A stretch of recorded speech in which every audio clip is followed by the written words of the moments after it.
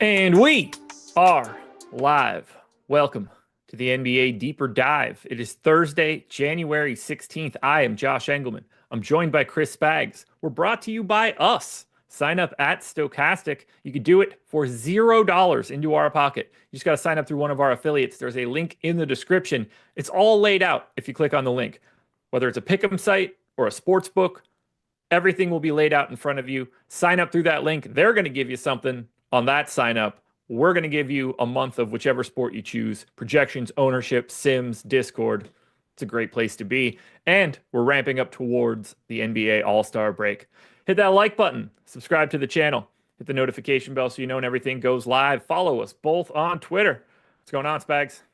Excited to be here. I mean, I was sad this morning because I saw Josh's tweet about Bob Uecker dying, and I thought that was actually like a very boomer thing to talk about him, but like he had a really cool career. So shout out to dead guys that actually you see the person's dead and you go, wow, that's crazy, even though he was 90 years old. Besides that, though, fun NBA slate to make a completely awkward tangent. NBA slate is a lot of value for a 5-game slate, which is kind of crazy. Yeah. Maybe not as much value as yesterday where you had your Keaton Wallace going for 50. But it seems like a fun slate today, too. So I had a nice slate yesterday. Hopefully you can carry some momentum through here today for everybody. Bummer about Uecker. It really is. I mean, he's so good in Major League. You can't say goddamn on the air. Nobody's listening. He was like legit funny for an announcer guy, like to have that timing. But announcers used to be much funnier than they are now, where now it's like broadcasting nerd goes and becomes an announcer. Then it's like you had to almost be like Johnny Carson, where you're doing bits, you're telling stories, like you're doing whatever. And he was thriving in that era. To get a sitcom as like an announcer is batshit to me in hindsight. Yeah, he was an awesome dude. Obviously, wrestling ties near and dear to our heart. So I had a lot of Bob Uecker growing up between wrestling and him being in Major League. Just like, this guy's great. Oh, man. We got to break this bad boy down. There's a lot of talking points. We're getting a really good Cleveland OKC game. Unfortunately, no Hartenstein for this one. That's kind of a bummer, but we do get Jalen Williams with a Y being in most of our lineups today, which I'm definitely not mad about. He's a fun guy to roster today at a very low price tag, but we're not starting there. We're starting in Indy. The Pacers are 1.5-point dogs in Detroit, 228.5 total. So this line has come down a point since I've talked about it earlier today. And the reason that the Pacers are underdogs right now is because of the status of Tyrese Halliburton, who is questionable. Now, the fact that the line came down leads me to believe that he is closer to playing today than I originally anticipated. And since we haven't gotten any news, I think it's starting to consolidate.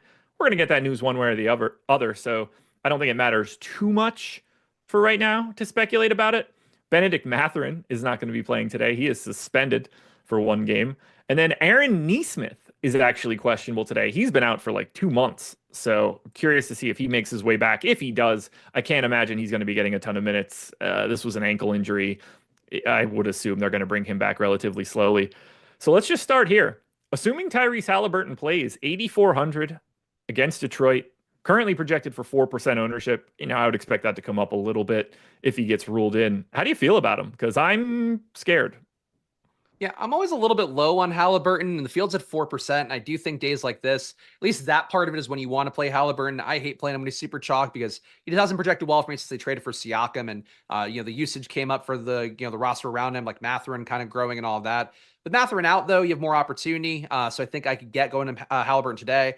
The total, though, is not great. The matchup overall, not a high pace spot here. Technically, a little bit of a pace down going against Detroit. So I'm not crazy about Halliburton here. I think I'd prefer to go to Andrew Nemhard's way, who does seem to kind of gain a little bit more in court time without Mathurin, kind of like he did the other day without Halliburton out there. Nemhard becomes a better player when you take one of those guards away. He's got 20% usage, 28% assist rate in court time without Mathurin. I think that looks pretty good for him playing the amount of minutes he gets. And if you were to somehow get Halliburton out, I would love Nemhard, but I think Halliburton himself, if he's in, I don't know, he doesn't look that great, but I get playing him at that low ownership. Yeah, if he were actually 4% owned, he'd be interesting. I'm just super nervous that they're bringing him back too fast for an injury that has clearly been plaguing him for like 18 months. What do we do with the rest of these guys, though? Because they're basically unowned. Siakam's at 14%. It's single digits to everyone else. I do think Siakam looks the best, and I'll like him even more if Halliburton happens to be out. But nobody's jumping off the page for me here for the Pacers. Yeah, I mean, I'm getting the most Nemhard, and I don't think he's leaping off the page either. Like I have him getting about 30 fantasy points, which good for his salary, but not, a slate defining play by any stretch. Siakam, I'm low on here. I think I could do some work on the back end to kind of juice the rates a little bit, but as naturally with kind of pulling them in with the court time without Mathurin, he doesn't gain as much as he does as, let's say, if Halliburton's out like the other day.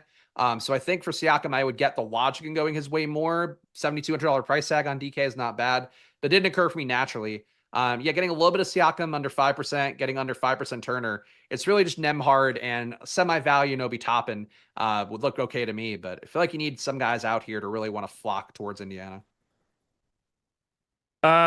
Hit me with that Obi Toppin take again. I got him putting up 21.5 today at under 4K, so he's projected played 19.6 minutes, so I think he's an okay value. I'm more pessimistic on his playing time. I didn't have him at all. That's why I was curious. I'd be more likely, well, for right now, if everybody's in, I'll be more likely to get neither of those two guys. I'm interested if Halliburton happens to be out, what the dynamic is between Toppin and Jarris Walker. But I could probably, I mean, like the Neesmith part is weird. Like if Neesmith is back, I don't want Neesmith, Toppin, or Walker. They've got too many bodies stretching out those minutes at that point. If Neesmith ends up out, then I'd be more likely to get any sort of shares of Toppin or Walker. But right now, I have those guys projected low enough that I don't think they'll be showing up.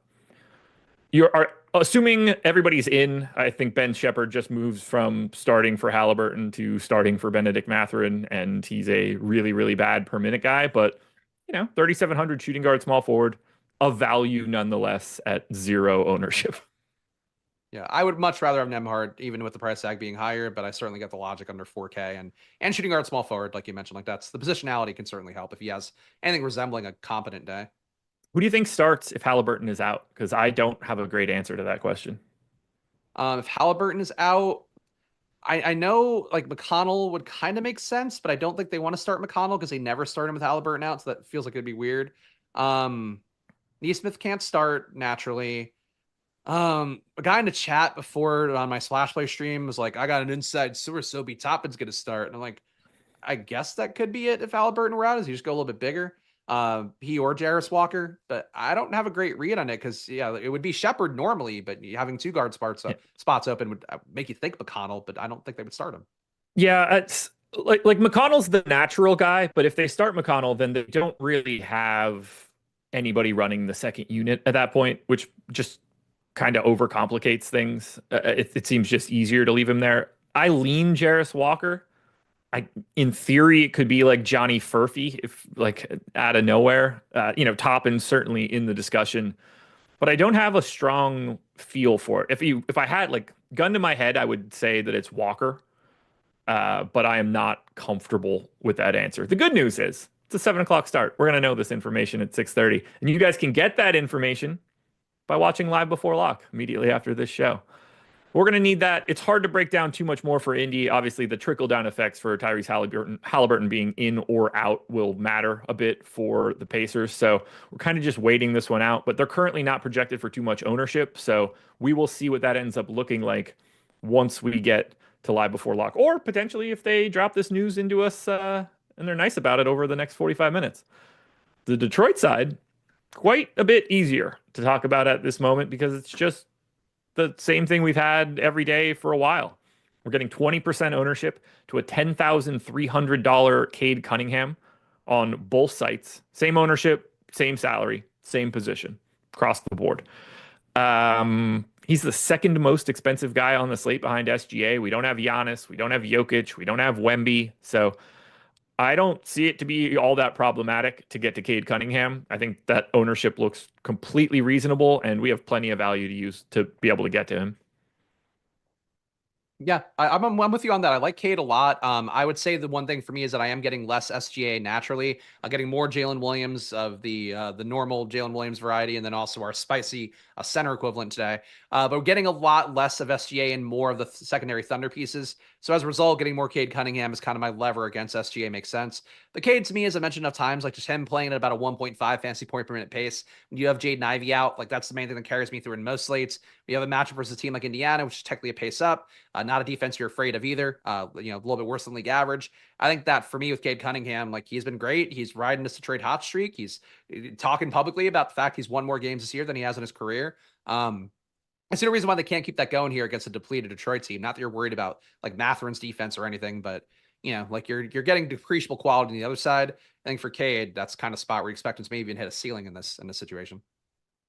Do you like anything else here for Detroit? Because we've got Jalen Duren around 9% owned, which I think seems reasonable. We've got Asar Thompson at essentially 10% owned, which seems reasonable.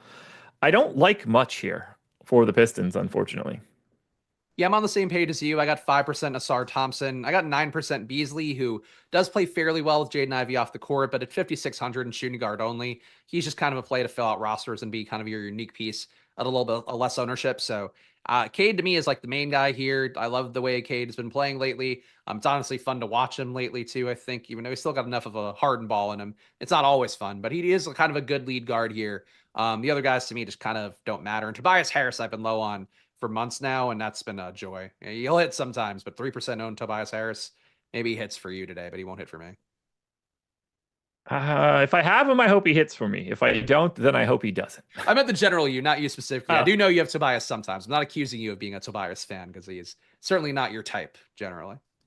No, I mean, I like him as like if he could change his name right now and wipe away the history of like Philly and his disappointments. Like I like him as a just guy that fits in most places, but he's not exactly exciting to root for. He gets a lot of flack for like his salary being higher than what it probably should be. Yes, I was just doing the inverse, so I'm giving him praise for the fact that he was able to get paid so much because he got paid before like everybody was getting big paid for kind of nothing. He weaseled his way into money a lot more easily, and he's probably made like 300 mil in his career at least. No, that seems high. I'd say like it's gotta be 250. Just shy of 200 would be my guess. Okay. Let's find out. Tobias Harris, Basketball Reference. I think Basketball Reference just totals it up at the bottom of the page. I didn't know that. He's made $250 million. Good call. Yeah, that's crazy. $250 million for Tobias Harris. That's amazing. It's going to be 300 million after this Detroit contract. That's another 50. He's going to hit 300 here.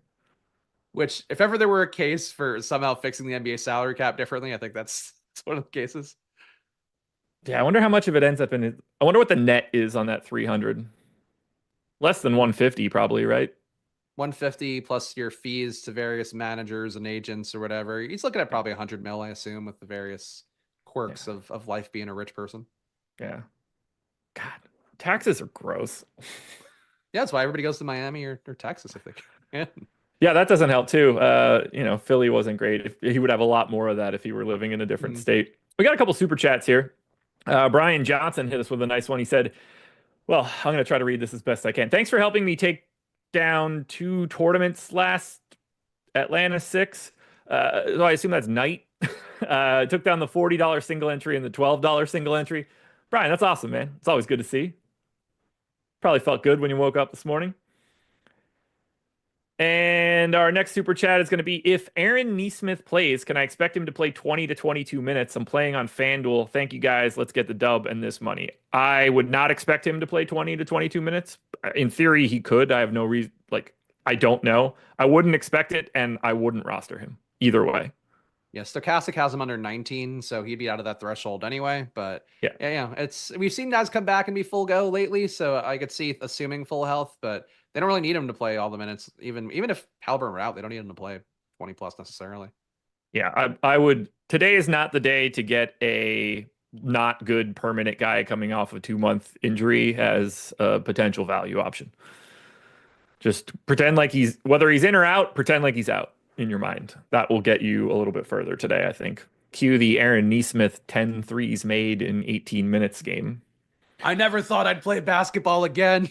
I'm back out here now. So excited. It's like the guys for Atlanta yesterday going nuts. Like, you're in the G League. You were like, Keaton Wallace is on the team, and then he had to go back down. And he's like getting a taste back up. And he's like, fuck it. I'm gonna get my shots up. And if they fall, maybe I stay on the team. Same thing for Plowden too. Like, that's maybe a similar thesis there, but that's not how we play DFS normally. No. Schedule for the rest of the day, very simple. You guys know the drill here. NBA Live Before Lock is next. They'll go for an hour. They'll take you from 6 to 7. They're going to hit you with all of the relevant news that we will get leading up to 2 7 o'clock starts. We're going to want whatever we're getting there. So make sure you're paying attention to that. And then Greg and I will be live on playback from 7 till 8. So we'll get whatever news is coming in for Cleveland and OKC. We'll probably be getting hopefully getting the confirmation that Jalen Williams is starting for the Thunder, but that should be coming right at the either end of Live Before Lock or beginning of playback.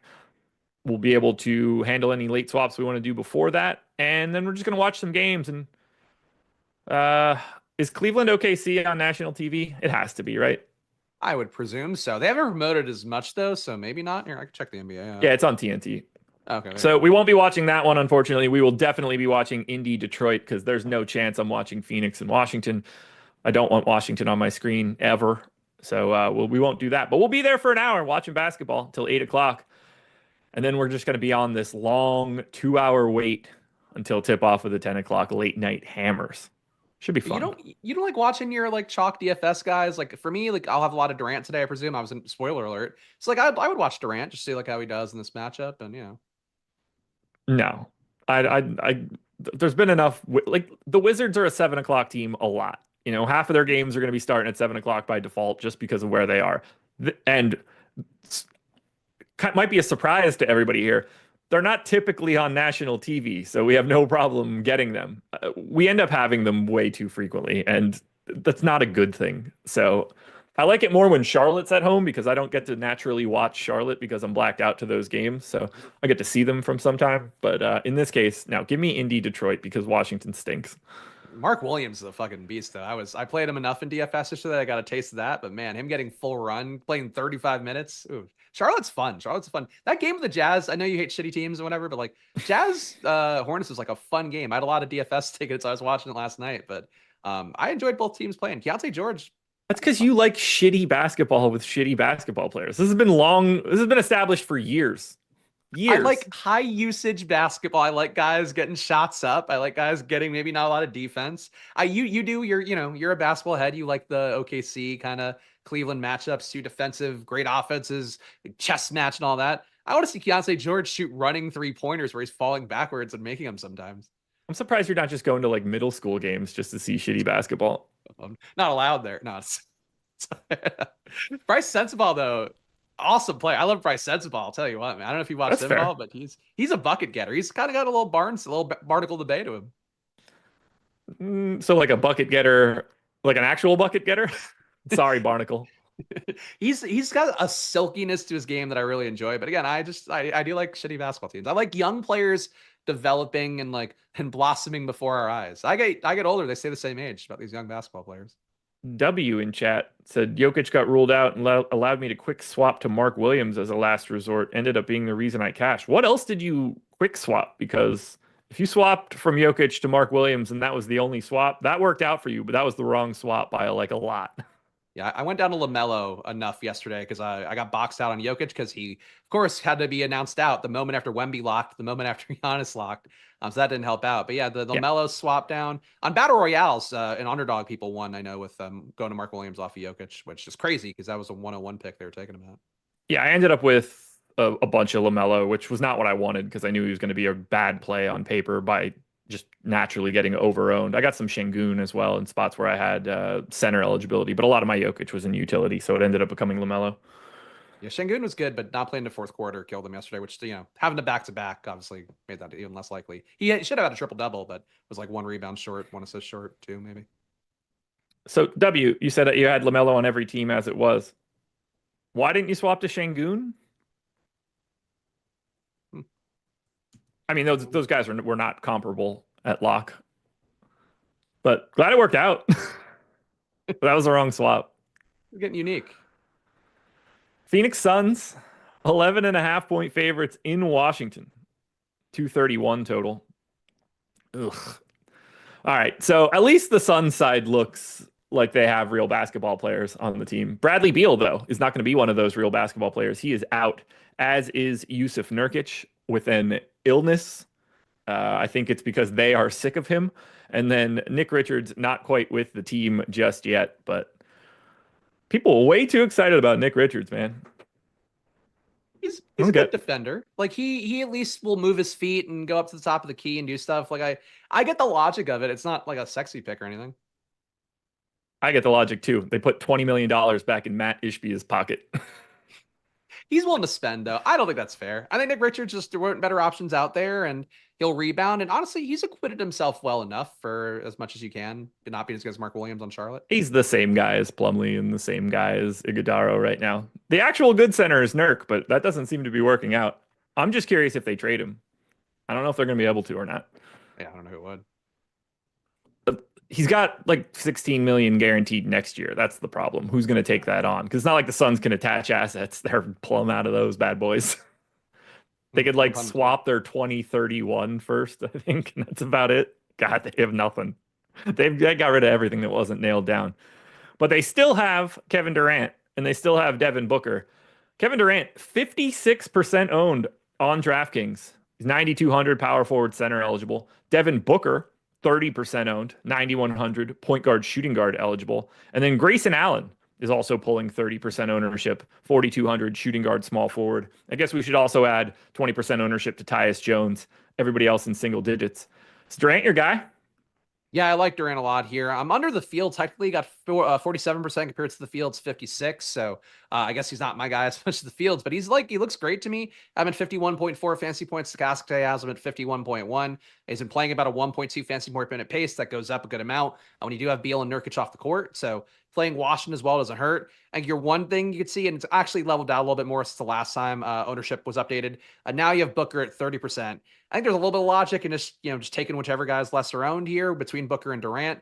And that certainly could work out as well. But Durant being power forward, I think would give me the boost no matter what. So like him more than Booker, but I think they're both very valid plays. And getting less owned, taking the Booker upside here. If you don't go Durant's way, I think it's pretty natural to get about 30% less ownership. God, I'm a moron. Agreed. Why? I reset a sim for some reason, like I wasn't paying attention, and I just ran it all again, even though I already had the outputs that I was looking for. I've done that. I kind of feel like Booker is under-owned relative to Durant, but like Durant looks incredible. Like to me, he's the easiest pay-up option to get to. At 9,200, just more efficient. There's a reason that he's projecting for 55% ownership against the Wizards because he looks incredible and he's the premier pay-up option. But I do feel like Booker should have slightly more ownership than what he's getting. 56 to 30 is a little bit more extreme than I see it. I don't know how that's going to shake out. My guess is that I just end up with both of these dudes and call it a day. And I'll be happy to do so because carving up the Wizards isn't hard. What do you want to do with Tyus Jones and Grayson Allen? Well, it's a Tyus Jones revenge game, so obviously you've got to lock him in. I think he looks okay. Field's going to play him about 20%. I got 11 and change. No issue with Tyus Jones. He's going to certainly see a rate bump, but it's not enough for me to get there. I still only have him at 0.91 fantasy points a minute today, so think Tyus Jones is okay. The big winner to me seems to be Grayson Allen. Pretty big rate bump up to 0.91 fantasy points per minute in court time without Beal out there, without having Nurkic out there as well. More minutes go around the wing. He's shooting guard, small forward in 4,200. I would say both guys are valid plays, and Grayson Allen is higher owned, so that's your trade off there. But I'm getting 2x the field on Grayson Allen and a little bit low on Tyus Jones, so I would personally favor Allen, but they're probably functionally kind of the same play at this point. I'm expecting to have a bit more of Tyus Jones than Grayson Allen. I have Grayson Allen a bit over-owned right now, and I think Tyus Jones is a little bit closer to properly owned. I think Tyus Jones is getting his minutes back today. It's like Stella's groove. Now that Beal is gone, I think that he's just going to be that like 28, 29, 30-minute point guard, because what is the alternative? It's not Monty Morris. It doesn't appear that Royce O'Neal is going to play minutes and could potentially close, but that's also Royce O'Neal. Ryan Dunn is not anything special. And after that, you're on to like your bowls and stuff. So I think Jones is just going to be out there for this one. I mean, it might be Monty Morris in. Speaking of Monty Morris, that's another Washington guy coming back. Mm-hmm. That's interesting. They're just stacking up old Wizards point guards. Funny. Not as Smith, unfortunately. I'm sure he'd love to get the call up, but I wouldn't doubt it. That's for sure. Yeah, I'm just expecting to get more of Tyus here. Clearly, I'm going to be getting Grayson Allen. The question is, do you get Ryan Dunn or Royce O'Neal? I didn't get any of those guys. I got under 5% of Dunn. I got 1% of Iguodaro. Royce O'Neal, a little bit, got 9% there, but he's only projected to play 24 minutes by Stokastic, so you're not really getting the minutes upside you're hoping for, where at least for Tyus Jones and Grayson Allen, they're projected for high 20s, and certainly I'd say you expect those guys to have a good shot at closing, or at least one of them. So yeah, I'm not crazy about Royce O'Neal, but he's been a good producer. I would have him at about 1.01 fantasy points a minute today, so if he plays more minutes, he'll look good, and projection-wise, though, a little bit tougher to get there, I think. And single digit ownership for the field, single digit for me. I think that's about right.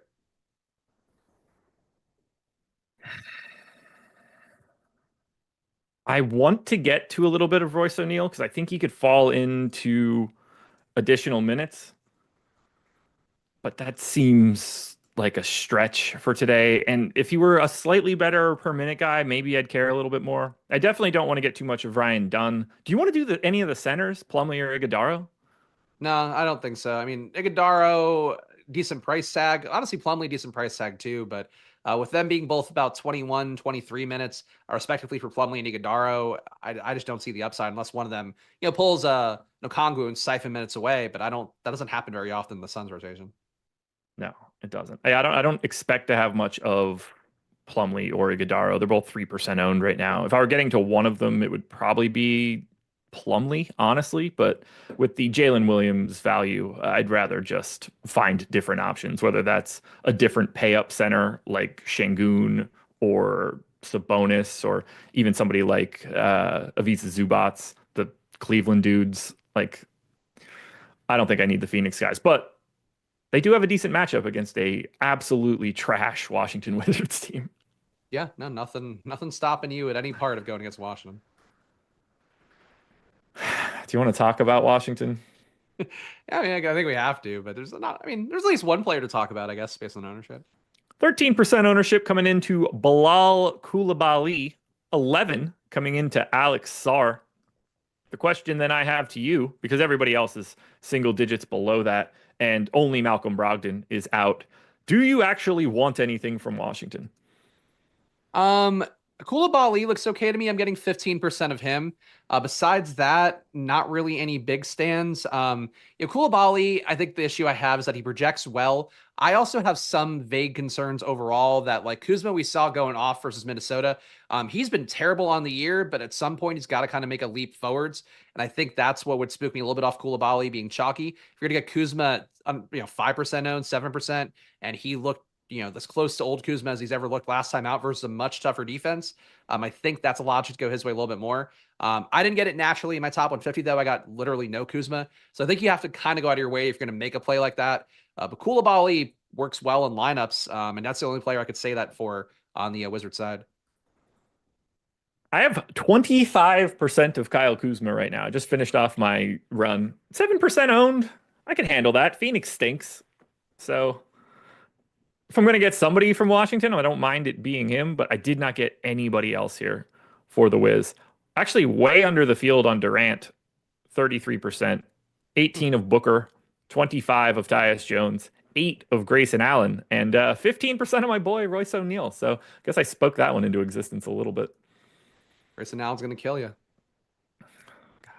I mean, if anybody would, he would. I got to a little over 20% of Turner and Siakam and 20% of Cade. So nothing too crazy in those first couple games. What, like, is anybody underrepresented here for Washington? Like, should we be thinking about Jordan Poole as a more interesting GPP play against Phoenix? Should we be like, does Joval provide any interest at 5,100? It seems like today's not that kind of day for him. Project's okay for me. I mean, I think he's a 5x plus value for still using that kind of metric as the one to at least default to. The tough part is, you just have to split center minutes there with him and Sar, and there really isn't a big minute ceiling, barring Sar being hurt or something. And even when Sar's been out, like J-Val probably doesn't close games, and it's a little bit tough. But yeah, like I think when you see naturally a ton of ownership going to the Phoenix side, your brain should go like, is there a wizard I want to play as a bring back? Especially too, if you were to play like Booker and Durant. Those guys, for them to both hit, like they have to play 4 quarters of play. It has to be a competitive game. And you don't project blowouts, but like the assumption here is Phoenix should roll with how they're playing right now and how Washington is playing in general. But yeah, I mean, I think to me the one that stood out is just like nobody's playing Kuzma. Obviously, people don't point chase as much in the NBA as they do in like football slate, where you have the casual players going more than the sim and opto bros going in NBA. But I think like if it were a football slate, people would play Kuzma more, and they're not doing it. And that's the first sign of life from him I've seen this entire year. I think how he played versus Minnesota is like, it blew my mind. The way you referenced like a vague wizard when you started talking, all I could picture is like Jordan Poole walking out to center court being like like waving a wand at somebody. I don't know. It got stuck in my head there for a second. They'd get better results probably if they if they did do that occasionally. Yeah, they could use a wizard to. I feel like a wizard like jinxed them or like put a spell on them and made them suck forever. The downside of the Wizards, by the way, in case I didn't miss it, they are losing 4 possessions below their average. This is a massive pace down spot for the Wiz, which is a lot, a lot, a lot. Because they play at the 4th fastest pace. Phoenix is 22nd, so it's a big step down for the Wiz.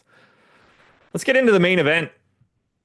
Cleveland Cavaliers, 2-point dogs in Oklahoma City, 233 total. Highest total on the slate, highest pace on the slate. Cavs are the Cavs, though, unfortunately. I was hoping that we could have gotten something that like made them more interesting today. 15% ownership to Evan Mobley. He's 20 on FanDuel. Jared Allen's 10 on both sites. Donovan Mitchell and Darius Garland are 5 on both sites. I obviously like the idea of getting to some of Cleveland here for sure. I expect a competitive matchup. If you're ever going to extend any minutes, this is the type of matchup that would happen. Are you getting to any Cleveland? Let's start with the main 4 dudes, who I think are the only 4 dudes we could talk about. So I'm actually above the field on everybody from Cleveland to varying extents, but I'm getting 5% Mitchell, Fields at 4, so that feels okay. I'm at 25% Mobley, which kind of shocks me a little bit. Fields at 16%, so he's the chalkiest going to be Cavalier for anybody. But I think for me too, really like the main thing is I don't know how you're going to keep him. I mean, they could do it barely with Hartenstein out there. I know how you keep Mobley contained and Allen contained when all you have is Jalen Williams on the other side. They could play Usman Jang some amount, I guess, but I don't know how much he's not projected to play very much right now. So I think that for me, Mobley makes a lot of sense in that prism. Allen, I'm not getting a ton of, only got 11% compared to the Fields 9, but him in the 6K range of price is crazy given the fact he just murdered the seam with a better, more active rebounding center going against him. So I think he's a good play to be able to field on. And Garland, I'm getting 15% of compared to the Fields 5. So a little bit of all these guys here. Thunder matchup, I think, can be the toughest on Mitchell. Just trapping him, kind of making him kick the ball out. But I like Garland. I like the price tags. I think it's a pretty fair matchup overall. Even the total's not great for Cleveland, but it's okay.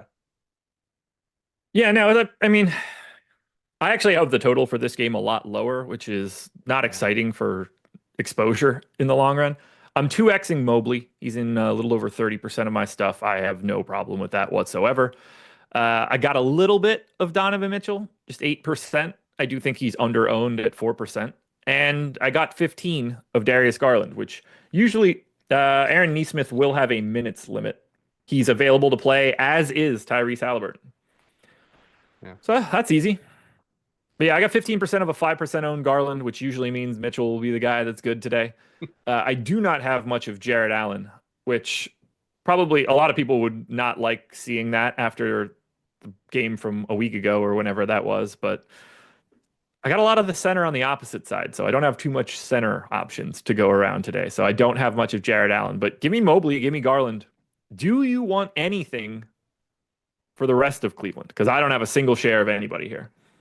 I got like 0.7% of Max Strus in my top 150, which is not really a play. So yeah, that's it. I think it's the big four or bust. Game environments you expect to be kind of playoff adjacent, based on what we saw in the first game as well. So I think the starters kind of consolidating them makes the most sense. And I could talk about it. I mean, they're all good price tags and they all seem worth a little more than the field's giving them right now. Oh, 5:30. I can grab the 5:30 injury report now. Good deal. Yeah, I mean, Max Strus at 4% ownership is the only guy getting any love. I can't go to their bench here. I just don't see it. Well, we are waiting on Ty Jerome news, by the way. Not that I think that impacts this slate in any way whatsoever. Isn't he also doubtful? He's questionable. Oh, what the fuck, man? I took him out because I thought he was doubtful. Maybe on me then. Kid can't even read. I guess I usually do a run through here where I go through the injury report and I take guys out of my Excel sheet because I have to do that to get the projections aligned. And I'd taken Jerome out because I thought I saw him as a D, big old D. He's a big old Q. No, he's got a Q. He's a Q. Oklahoma City Thunder. Unfortunately for us, we don't get Isaiah Hartenstein here, who's going to be injured for about a week. Clearly, we don't have Chet Holmgren. AJ Mitchell also going to be out for what looks like most of the rest of the regular season. Ousmane Dieng and Adam Flagler are available for this one. Oh, wouldn't be surprised to see Dieng step on the floor for a rotation. I'd be quite surprised if Adam Flagler did it. Let's talk about ownership, and let's start with the number one dude today. 70% owned Jalen Williams. And to be very clear here, that is Jalen Williams with a Y in his first name, not the one that plays all the time. He's 3,300. He's center only. I think every expectation is that he is starting.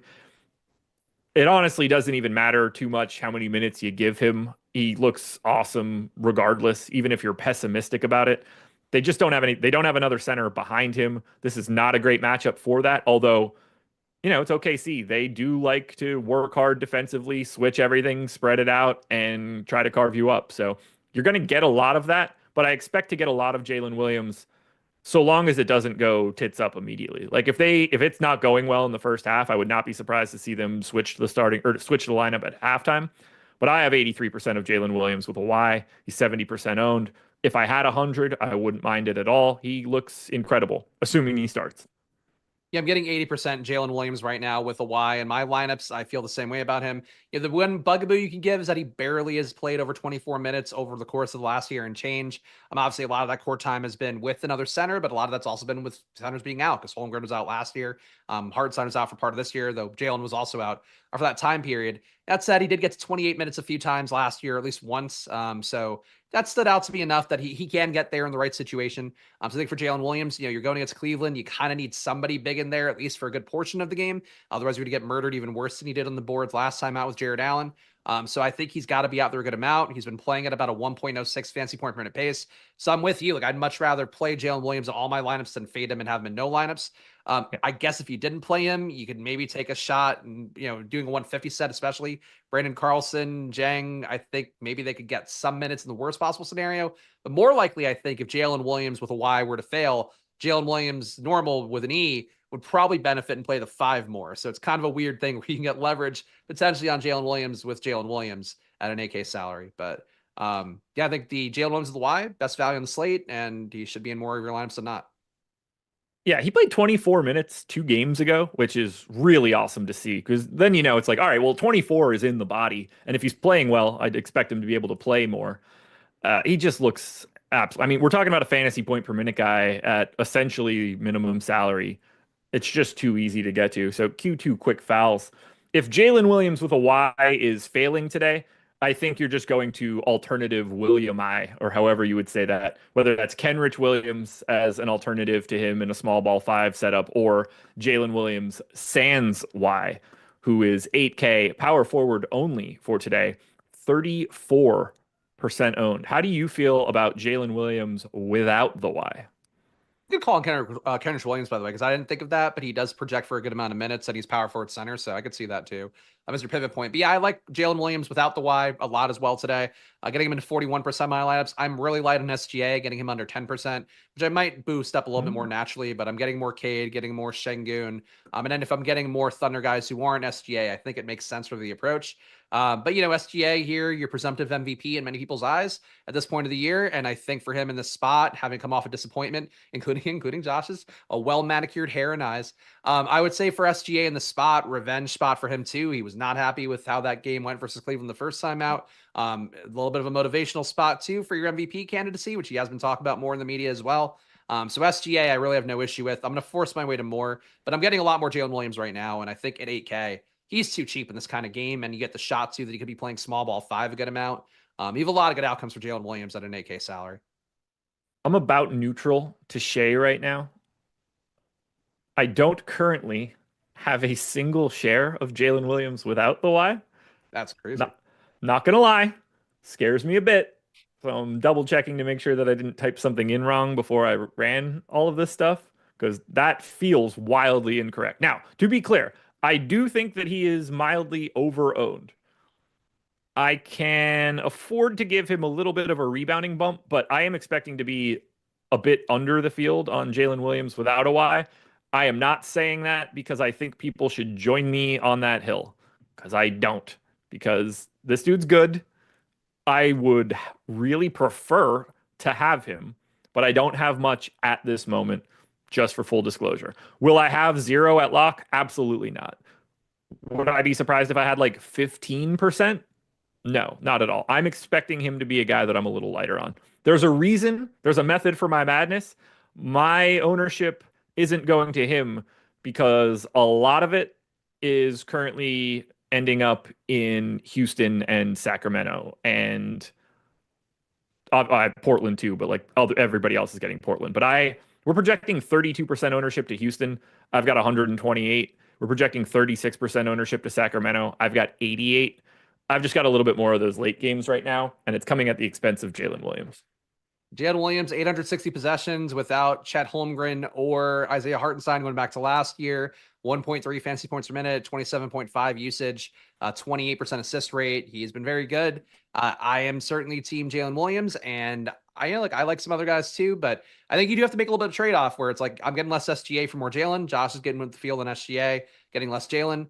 I think that's going to be the trade-off, and I'll take more Jalen today, but like SGA could put a beat down on everybody too, and that would hurt Jalen upside a little bit. What do we do with the rest of these guys? Dort, Wallace, Wiggins, Joe, Kenrich, Caruso. Are you getting anything from these guys? I got 15% of Dort and very limited amounts of everybody else right around the field. 8% of Kenrich Williams. Those are the only 2 guys I'm getting. I don't have Case and Wallace right now. Yeah, I got 20% Dort, so I'm there. It feels like he should be on the court enough, maybe a little more than usual, just to kind of guard guys up a little bit. But, like he is going to tax himself on that end too. He's 4K, shooting guard, small forward. It's really the main reason there. But, extra court time, the production on the year has been pretty unimpressive at 0.73 fantasy points per minute. But, as a value play, he's okay. I would personally have him behind Jalen Williams with the Y and also Grayson Allen and I think Banton too as value plays. I like those 3 a good amount more. But I think Dort's the 4th guy out of that group, and I can get there. Everybody else not really getting a lot of.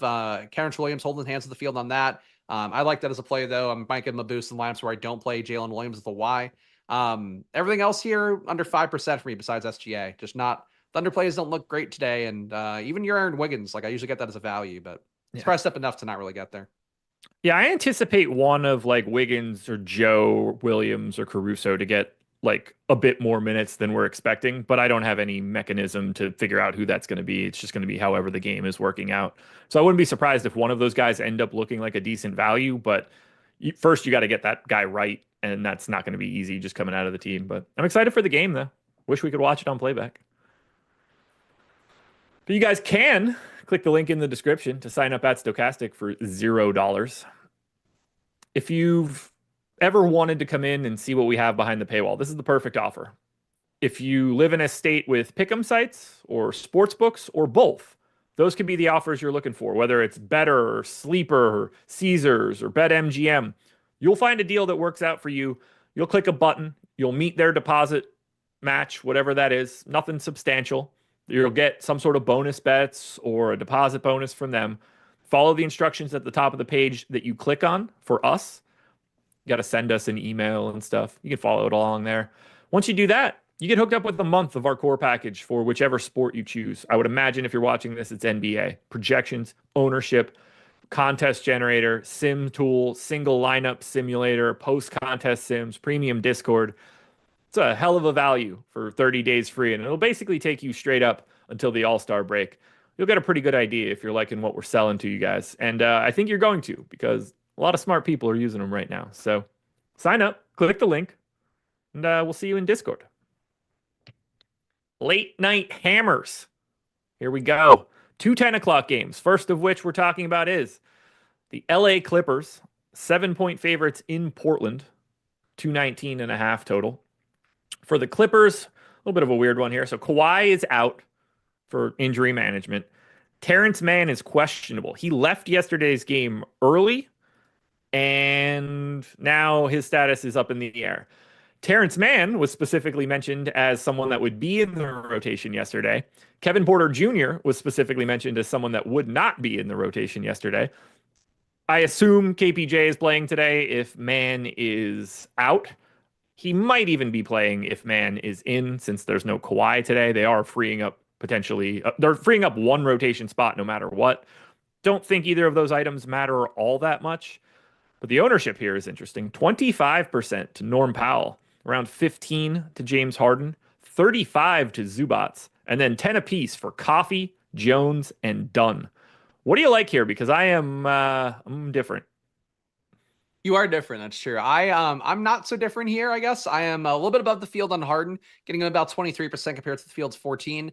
Price tag at 9,100. I think we're now kind of back to life without Kawhi. Feels like the DK algorithm caught that well enough here. A little bit lighter than when Harden was in some matchups, though, with Kawhi out. So I think there's a little bit of meat on the bone there, with him averaging about 1.26 fantasy points per minute. So yeah, I'm going to be about double the field on that, a little bit less than that. Holding hands at the field on Norman Powell. I got a similar situation for Harden as well, where just a better player without Kawhi out there, the rates jump up. He's averaged 1.05 fantasy points per minute. Now I'm a little bit higher than that today. I would accounting for the matchup, the total, and not having Kawhi out there.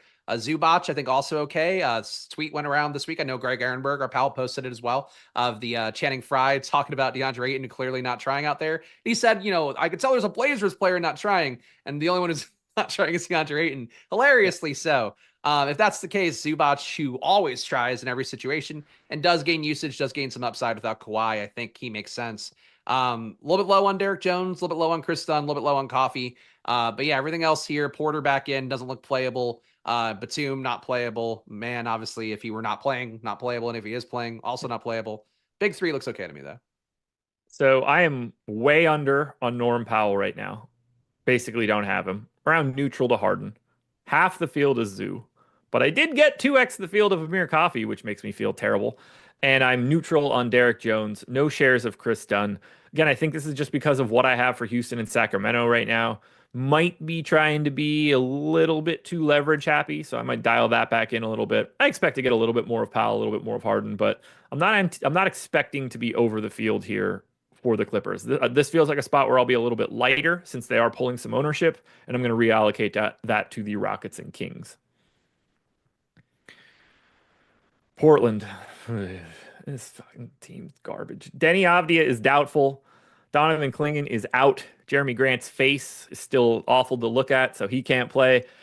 Time Lord is questionable. Keep an eye on that one, because if he is out, I think that makes DeAndre Ayton look a lot more interesting than he does at this particular moment. Could be a Mark Williams situation. You get all those backup centers out of there, and maybe he just plays a shit ton. Call it 10% ownership to Kamara, 20 to Sharp, 15 to Simons, 20 to Scoot, 10 to Ayton, and 40 to Delano Banton. Let's start with Banton. Point guard, shooting guard eligible, flat 3K. No Denny, no Jeremy Grant. 20 minutes of a fantasy point per minute plus guy here with pretty good positional eligibility. I get the value play. He looks good. Yeah, Banton, it's actually a little bit messed up because he's so low priced that he wasn't on my initial screen that has only the top 12 players on it. So I had to go to I'm actually going to a separate screen right now to look at him. But I had him over 20 fantasy points. He's been great on the year. I mean, he's a great producer whenever he actually gets court time. Today projected to play just about 20 minutes. So like his minimum salary, there's always a chance minutes could flow away from him because for whatever reason, teams just don't want to play Banton as much as he does. Great fantasy producer, has other obvious flaws. But I think being with the field here is where I'm at right now. I've got him about 30% and change. Might move around a little bit higher for me, I think, if I adjust some rates for him. But I think Banton, I think a strong play is a value. Yeah, that said, I think all the guys here look pretty good. Like Scoot, I'm above the field on, getting 28% of him. I'm getting enough Tamani Kamara, 12% of him. I'm getting 15% Shaden Sharp. I'm getting 10% Simons. You're getting all these guys here because we don't have Avdia, you don't have Grant in. Like they're both kind of ball hog players. They'll open things up enough for these guys, along with the minutes on the wing. Not having Klingon in there, potentially not having Robert Williams. Like you're at a borderline shorthanded team at this point, or at least a shorter rotation than usual. I think they all look okay. Portland, not a great total though. Like it's weird. Portland is a hard team for me to project lately. I don't get as much as the field, and I want to get more. Today I'm getting enough, but they don't look fantastic, I think, with the team total. I'm basically spot on neutral for the team, but it's in slightly different ways. Neutral to Kamara, neutral to Sharp, neutral to Ayton, basically neutral to Delano Banton. I am half the field of Scoot and more than half the field over on Anthony Simons, which is where I was last time out. And obviously it became a Scoot day. So hoping today becomes a Simons day. But he's the guy that I'm getting to, one of the bigger stands I have right now. It all comes down to scoring for him. Like he gets buckets. The days that he gets buckets, those are the days that you're going to, I know this is like pretty reductive for this, but like when his shot's falling, points are going to drive him there. He's going to get a couple assists. He's not going to do much else. It's all coming down to him dropping basically 30 real points. That's the goal when you roster Anthony Simons generally.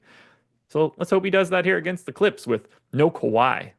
Don't got to worry about that defense right now. I mean, if he can stop fires, he's going to stop Anthony Simons. Simons is a good distributor too. I think you're selling him short a little bit there, but I'm with you on Simons' concept. But it's true if he scores real life points, he's like a 5 and change assist guy. It's nothing to write home about. He's okay. I think you're being mean to Simon. He's getting paid a lot of money too. He's in the Tobias Harris club. Yeah, he is. I mean, he deserves it a little bit more at this point. Yeah. Well, not at this point. A couple years ago, he did. Yeah, I am overselling. I'm underselling his assist rate right now. 85th percentile. I don't know. I just feel like usage is down though, 3 percentage points. That's interesting. Yeah, I'm getting him less this year because I weight the season higher, and I juked his rates today because he does go up to about 29% without Avdia and Grant out there. But he's been low this year. He's been deferring a lot more than he probably should. But he's also been shooting less well, so that might be part of it. Yeah, weird dude. So bad on D. That's Portland. We get to the game that I love the most: Houston Rockets, Sacramento Kings. And just prior to the start of this show, we got the Houston news we weren't expecting. And it comes in 2 different ways. One, Fred VanVleet is out today for personal reasons. And 2, Tari Eason is questionable now. Now, I don't have a damn clue if that dude's going to play. I don't trust anything here. But on the prior run, let me check and see if we have an update since that last run. Okay, we did get ownership at 530. Let me just filter this to Houston to just make sure that what I have in here now isn't too crazy low. Yeah, so we got Cam Whitmore to 15%. Everybody else is in like 5% or lower. I got 50% of Cam Whitmore on my previous run, with another 23% of Şengün, 38% of Jalen Green, 13% of Amin Thompson. Didn't really get any Dylan Brooks. I don't know who's going to start. Could be Aaron Holiday, could be Jeff Green. I doubt it's Reed Shepherd, but I'll say 5% chance there. My guess is either Holiday or Jeff Green. But I want to get a bunch of these guys. If Cam Whitmore is the only dude pulling ownership over 10%, I want a bunch of Houston. I have 50% Şengün right now. It's going to move around a little bit, but I love Şengün in the spot. I do want to be more balanced, though. My observation generally is that Şengün, when he's hitting, is hurting Amin Thompson a little bit because they kind of draw from the same thing when they hit that crazy upside. It's more rebounds, more stocks, more shots at the rim. If I'm getting a ton of Şengün, I want to level it out and get a little bit more Amin Thompson, who's also looking unplayed. And should get a boost as well with Fred VanVleet out. This is when I need to massage my rates overall to have a really good read on it. But right now, very high on Şengün, high on Cam Whitmore as well, getting 25% of him. Low on everything else, I will say visually, I was really impressed yesterday with Jalen Green. I've not watched a ton of lately, but playing Denver, he just looks like a better player in terms of every facet of the game. And it's not something I've thought before looking at Jalen Green earlier in the year. I think he's a player that I would like to get a little bit more of with Van Vliet out as well, maybe getting a shot to play more, pseudo point guard for him. But I think Houston, I'm with you. I think it's a good team. Total's not as good as I would have thought, being under 110 implied points for Houston. But they didn't play a lot of run yesterday either in that blowout game versus Denver. Şengün didn't get his last stint, so he should be able to play his full run of minutes today. Big on Şengün, but everybody else here I think is worth certainly more than the field's given him. Yeah, I was happy to have 23%. I like that. Wouldn't mind at all if I have a little bit more too. I have the exact same. Domantas Sabonis and Şengün are both in the last 8 I had projected for 9%. I had 23 of both of them. So it's not that I'm getting a lot more of Şengün, but I'm basically splitting being 2x the field on both of those guys, which I'm cool with. Ultimately, I'd like to try and get a little bit of Aaron Holiday as a lean just to have some spots for it. Could be Jeff Green, but I think that's going to be easier to move around. I probably won't. It's probably just going to be a pretty heavy jam of Jalen Green, Şengün, and at least some Cam Whitmore. I will be a little more nervous about Whitmore if Tari Eason gets ruled in, but I'm not trusting that guy until he's actually on the court. Yeah, it's odd. The upgrade midday, it's a Q tag. I usually be assigned Eason might be playing, but yeah, I agree. But Whitmore would become a much worse play, and I think Şengün would too. Like the team would look a little bit worse if you get Eason in, unfortunately. And then we get to Sacramento. Now, Sacramento, not that difficult to talk about. Devin Carter's questionable. Otherwise, everybody that's normally in is in. We had about 10% ownership to Sabonis, 15 to Fox, 3 to DeRozan, 5 to Monk, 3 to Keegan Murray. I have 23 of Sabonis, 18 of a 3% owned DeRozan, 25 of a 15% owned Fox, 13 of a 5% owned Malik Monk, and 10 of a 3% owned Keegan Murray. I am miles above the field on these 5 starters, and I am very happy to be doing that. Yeah, I'm not here with you in this one. I got Fox at 18%. Think he's too cheap for the situation at 8,500. But still, you have Monk back in, so I think that price tag is not a smash like it was the other day, or at least it looked like to me. And that game, it would have been a much better game if they didn't get smoked by Milwaukee in that one too. But I think in the spot for Sacramento, I get why you'd be getting here. I think the game environment is okay. The total is not the highest combined here, 224 implied points. Certainly not towards the top of the slate. I get Sabonis as a play. I'm getting very little of him though at 9,800. I just think that's a little bit rich for my blood. But on a slate where there really aren't that smash center play, I get Sabonis game theory wise. But yeah, I'm really all in on Fox for myself, and I don't know that I'm gonna massage these guys that much more. Like Houston, I want to make sure to kind of level my exposure out. Here, I think Fox is a good price tag. I think everybody else is kind of fairly priced. And Sabonis, I would make the case is like kind of unfairly priced. He's like a little bit. He shouldn't be shy of 10K at this point. I don't think. Well, I hope people just don't want to click on his name because of whatever his price is. Jeremy Savage asked, "Why are you so heavy?" I just think they're all underowned a little bit. I'm surprised to see it, and to a degree, I like the fact that I'm getting. I've said this on a bunch of shows lately. I like the fact that I'm getting a bit more of the late games. I think there's a little bit more utility in that. If I need to move anything around, the fact that there's 2 games starting at 10 o'clock, I could redistribute this however I need to at 9:45, depending on how some of my lineups are going. Fun slate. I like it. It's gross, but I like it. Yeah, I just wish mean, look, Hartenstein were in. you got value. I think it's nice. Yeah, for the game, you want the best quality game. I get that. But like getting Jalen Williams is fun. Like he's a fun player. He does some wacky shit at center. He does like a lot of Embiid kind of fake threes and then drives to the rim. I think it's gonna be fun. But that much chalk, you know how it goes in DFS. Well, we have just hit 6 o'clock, which means NBA Live Before Lock is coming up next, but not before Spags tells us where to find him. Yes, please follow me on Twitter at Chris Spags and check out my YouTube channel at Splash Play NBA. 4 p.m. Monday to Friday. I'm doing a stream right before this one. So you get my takes in, and I come here and Josh gets me his takes. Really nice process every day if you hang out with me at 4 p.m. So please do that. And thanks to those who do. And good luck to all you guys and all the Jalen Williams is out there. There we go, everybody. Good luck tonight. I'll see you guys on playback. However, don't go anywhere. Live Before Lock is next.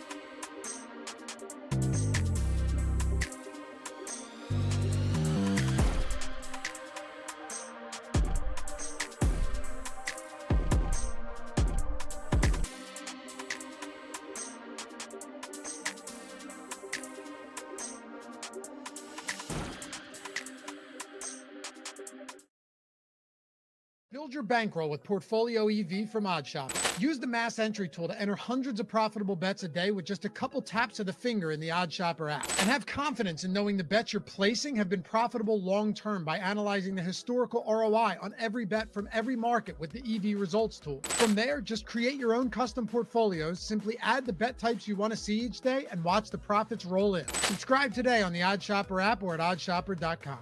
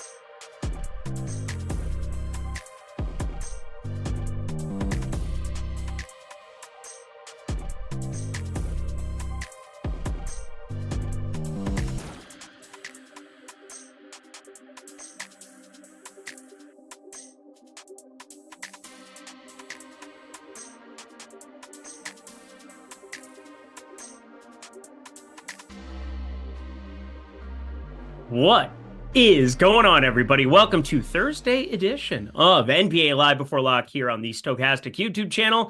I'm Eric Lindquist. You can follow me at Eric Lindquist over on X. I'm joined, as always, on these Thursday NBA shows with my good friend Matt Belman. He is Fantasy Tips Matt over on X.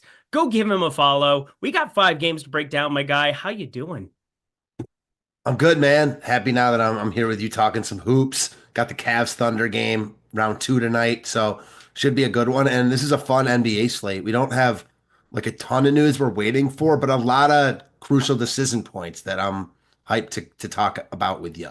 Yeah, we got a little bit of injury clarity here in the early window. We got ourselves a minutes limit going for Mr. And well, I'll just pull it up here. I don't know why I'm just sitting here considering this is my job here. We've got Tyrese Halliburton in here. We're ready to rock. We know he's going to be playing. And then kind of the wrench in the entire indie plan of mine, or what I'm looking at here in this early window. Aaron Nesmith is in, but going to be on a minutes limit. And I think that that's kind of an interesting one. Broke everything down from a betting perspective in a couple of threads. Obviously have all of my plays into tails here already for today.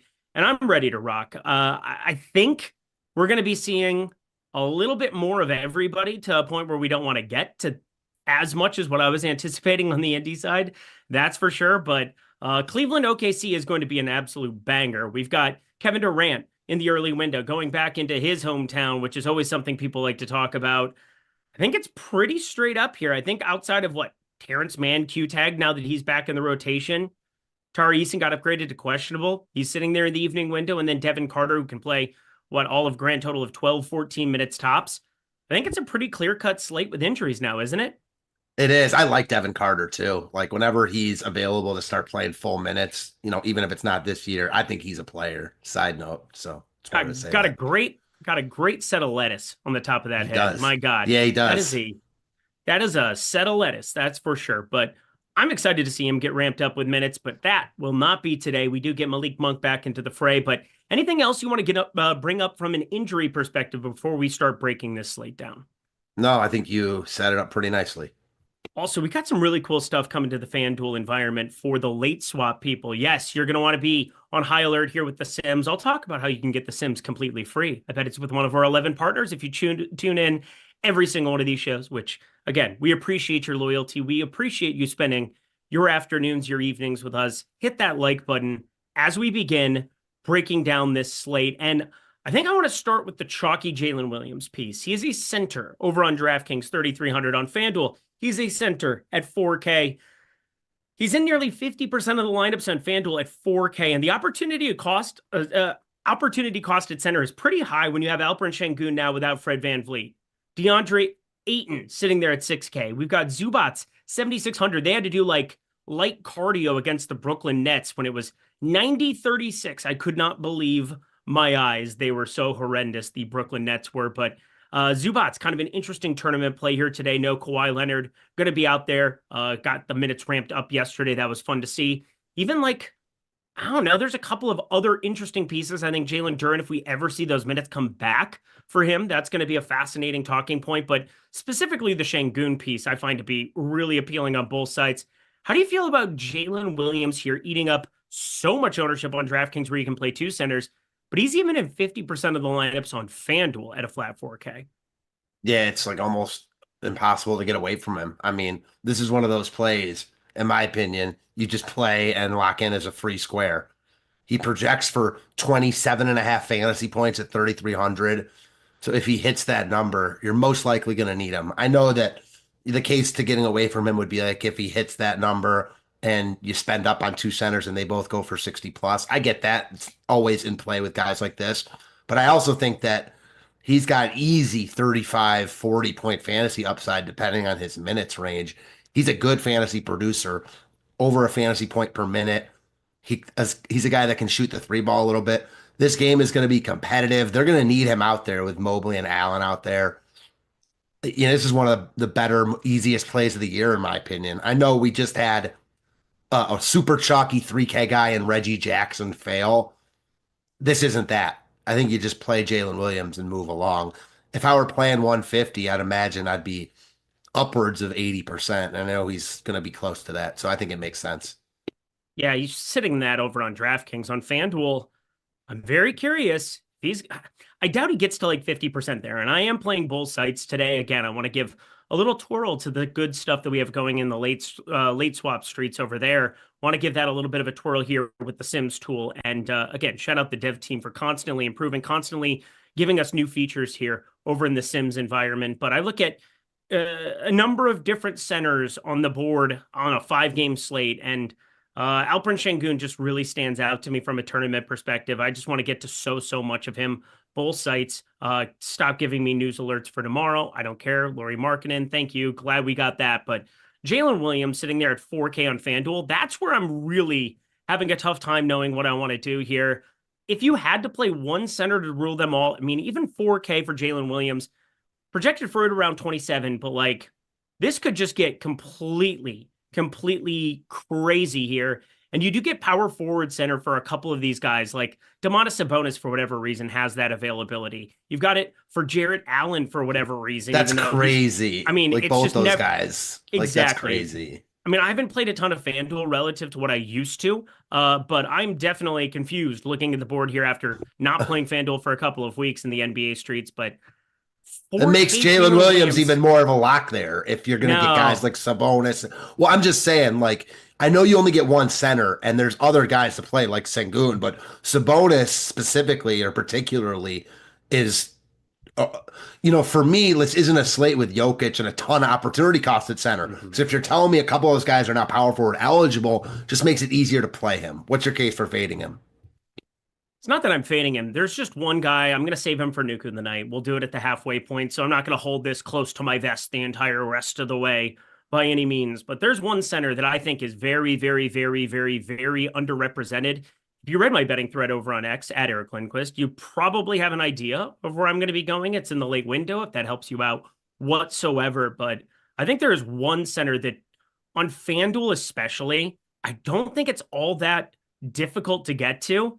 And I think he could end up playing a lot more minutes than people think he could. I'll talk through the specificity of it a little bit. Don't throw it out there. Don't throw it out there. I will not, but I did read your betting thread. Stan. It's not Zubats. It's not Zubats for what it's worth. It's surprising that I'm going to be nuking this guy, but I'm definitely going to be betting. And you checked on my betting thread. You do love me. Unlike Chris Spags, who's an absolute jerk, the likes of which this world's never seen before. Chris Spags before the show. Absolute jerk. Absolute I can't get that out. I can't get that out of my head. Jalen Williams with a Y. Why? Nobody on this earth, nobody on this rock of sadness and broken dreams runs worse. That's a fact. You ready to talk about some other guys here?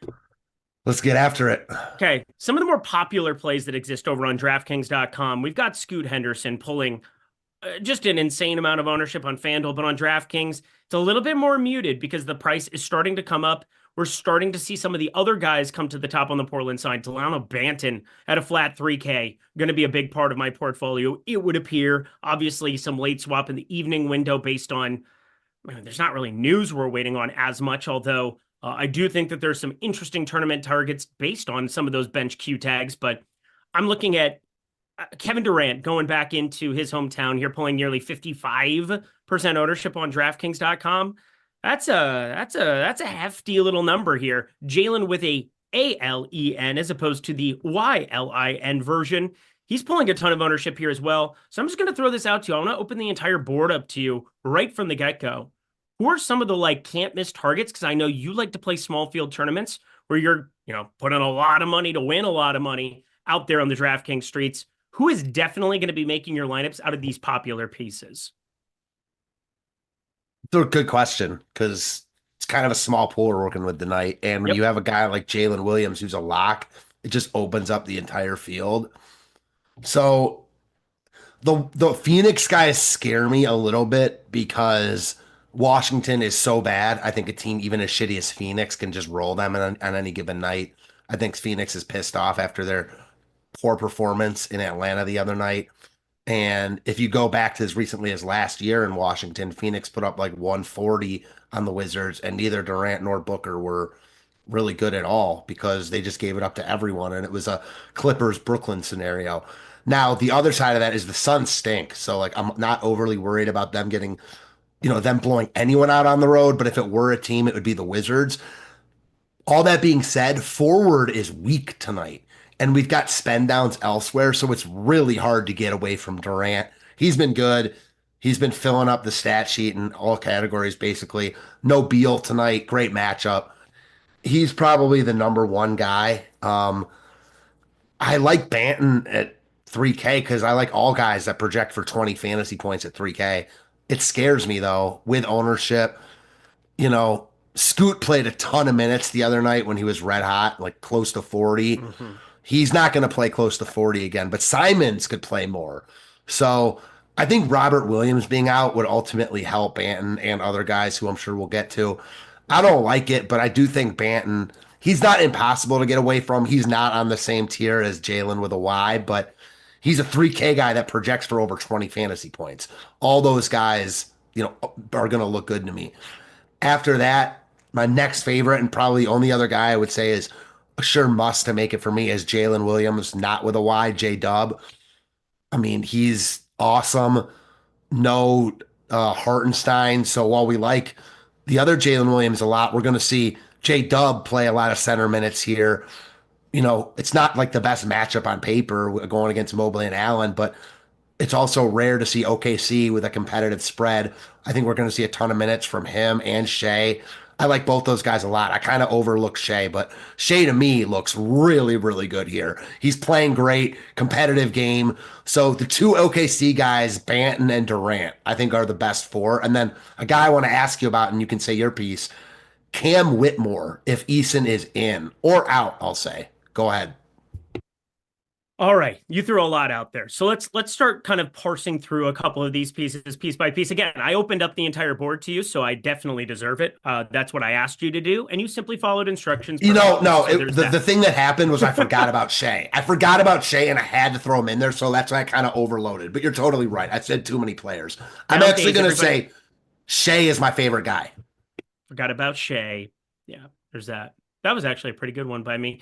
Shea is actually very fascinating because, this is just one of those spots where the minutes, competitive game environment, no Isaiah Hartenstein out there as well. Total's gone up. Where's it sitting at right now? Because it just continues to seem, at least it did this morning. 233 it's sitting at here at the moment. I think that's about appropriate. But SGA, he's played 33, 30, 29 minutes his last three. The potential for him playing 36, 37 minutes in this spot it just looks glorious. And obviously, Jalen with a Y is not going to be some usage hog. Neither was Isaiah Hartenstein for what it's worth. So there's that. SGA, this is just going to be an awesome spot, I think, to be invested in him, especially on DraftKings. FanDuel, he's a little bit more difficult when you talk about that expensive tag sitting there over at 11.5. But yet we have him optimal nearly 30% of the time, 21.8% ownership currently at this point in time. I think he is still somebody that I would want to be overweight to. I'm playing a number of lineups over there. He will be in almost half of them, it looks like. So definitely like Mr. SGA here for today. As for Delano Banton, I think we got to have a little bit of a discussion for him. The reason that I feel more confident about Delano Banton at 3K being a good play is he was the first check-in at the 752 mark of that last outing. And you had Scoot Henderson going absolutely berserk, absolutely insane. There was only one personal foul there for Anthony Simons. He didn't play very well in that first inning. Obviously, he didn't play very well in the entire game. He was pretty popular, but you had Banton check in before Chris Murray, before somebody that I want to omit because we're going to go to Nuke of the Night discussion here, and Jabari Walker. Again, Donovan Clingan will not be playing in this one. I'm not talking about him, so I guess that was kind of a misnomer there. I'm very much interested in Delano Banton at 3K because he played, 18 and a half minutes? He was the first check-in of that first half. Now, in the next half, it was Chris Murray and Donovan Clingan, but I repeat, Clingan is out. They played a pretty tight rotation by Portland standards here, and I think just with being a part of it there, they need something off the bench if they're going to start those three in Shaedon Sharpe, Anthony Simons, and Scoot Henderson. Banton fits the bill. He's going to be in just about every lineup I make tonight on DraftKings. All right, I'm sold. He's 3K and projects for over 20, so it's not like I was already going to play him. I guess my question to you, my question to you would be, if Robert Williams is in, is the rotation really, they basically have the same guys as they did last night. Just substitute Williams for Clingan. Now, Williams won't play as many minutes as Clingan did, but he'll play some backup big minutes. I don't know. Thoughts there? I'll give you a lot of thoughts coming up here very shortly in 11 minutes about the front court of the Portland Trail Blazers. I'm very curious to see what happens with the field here because I have like a conspiracy theory where Robert Williams has had the duct tape put all over him or the bubble wrap in order to ship him off on Amazon.com to another contender, or not to another one, to an actual contender. That's not the Portland Trail Blazers.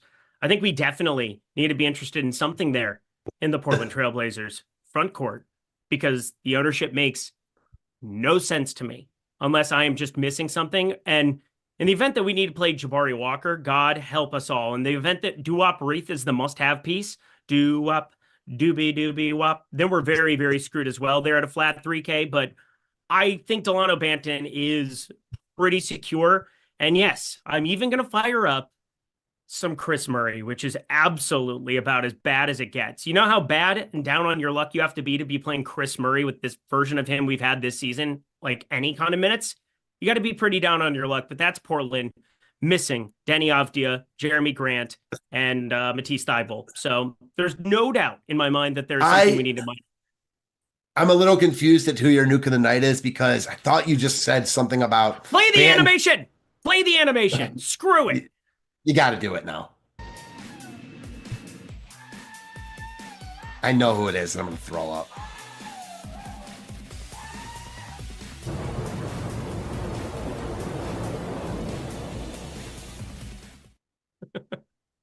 All right, so we've got two fun animations that we get to kind of work with. We've got the new one. We've got the old one. My dick is now no longer attached to my body. Don't clip that, Jordan Klein. Anyway, we've got Matt Belman here. He's going to give you his Nuke of the Night first. I'm going first. Oh, yes, you are. Okay, well, we did it unprompted, but my Nuke of the Night is going to be a guy that's not getting much ownership, kind of expensive, not a great matchup on paper. Give me Donovan Mitchell as my Nuke of the Night. Donovan Mitchell going to be your Nuke of the Night. I don't completely hate Mr. Donovan Mitchell. Tell the people why. Again, kind of like the OKC guys. Not a good spot. OKC's are amazing defensively, but they also play fast. Cleveland clearly has the best offense in basketball. Get up spot for them.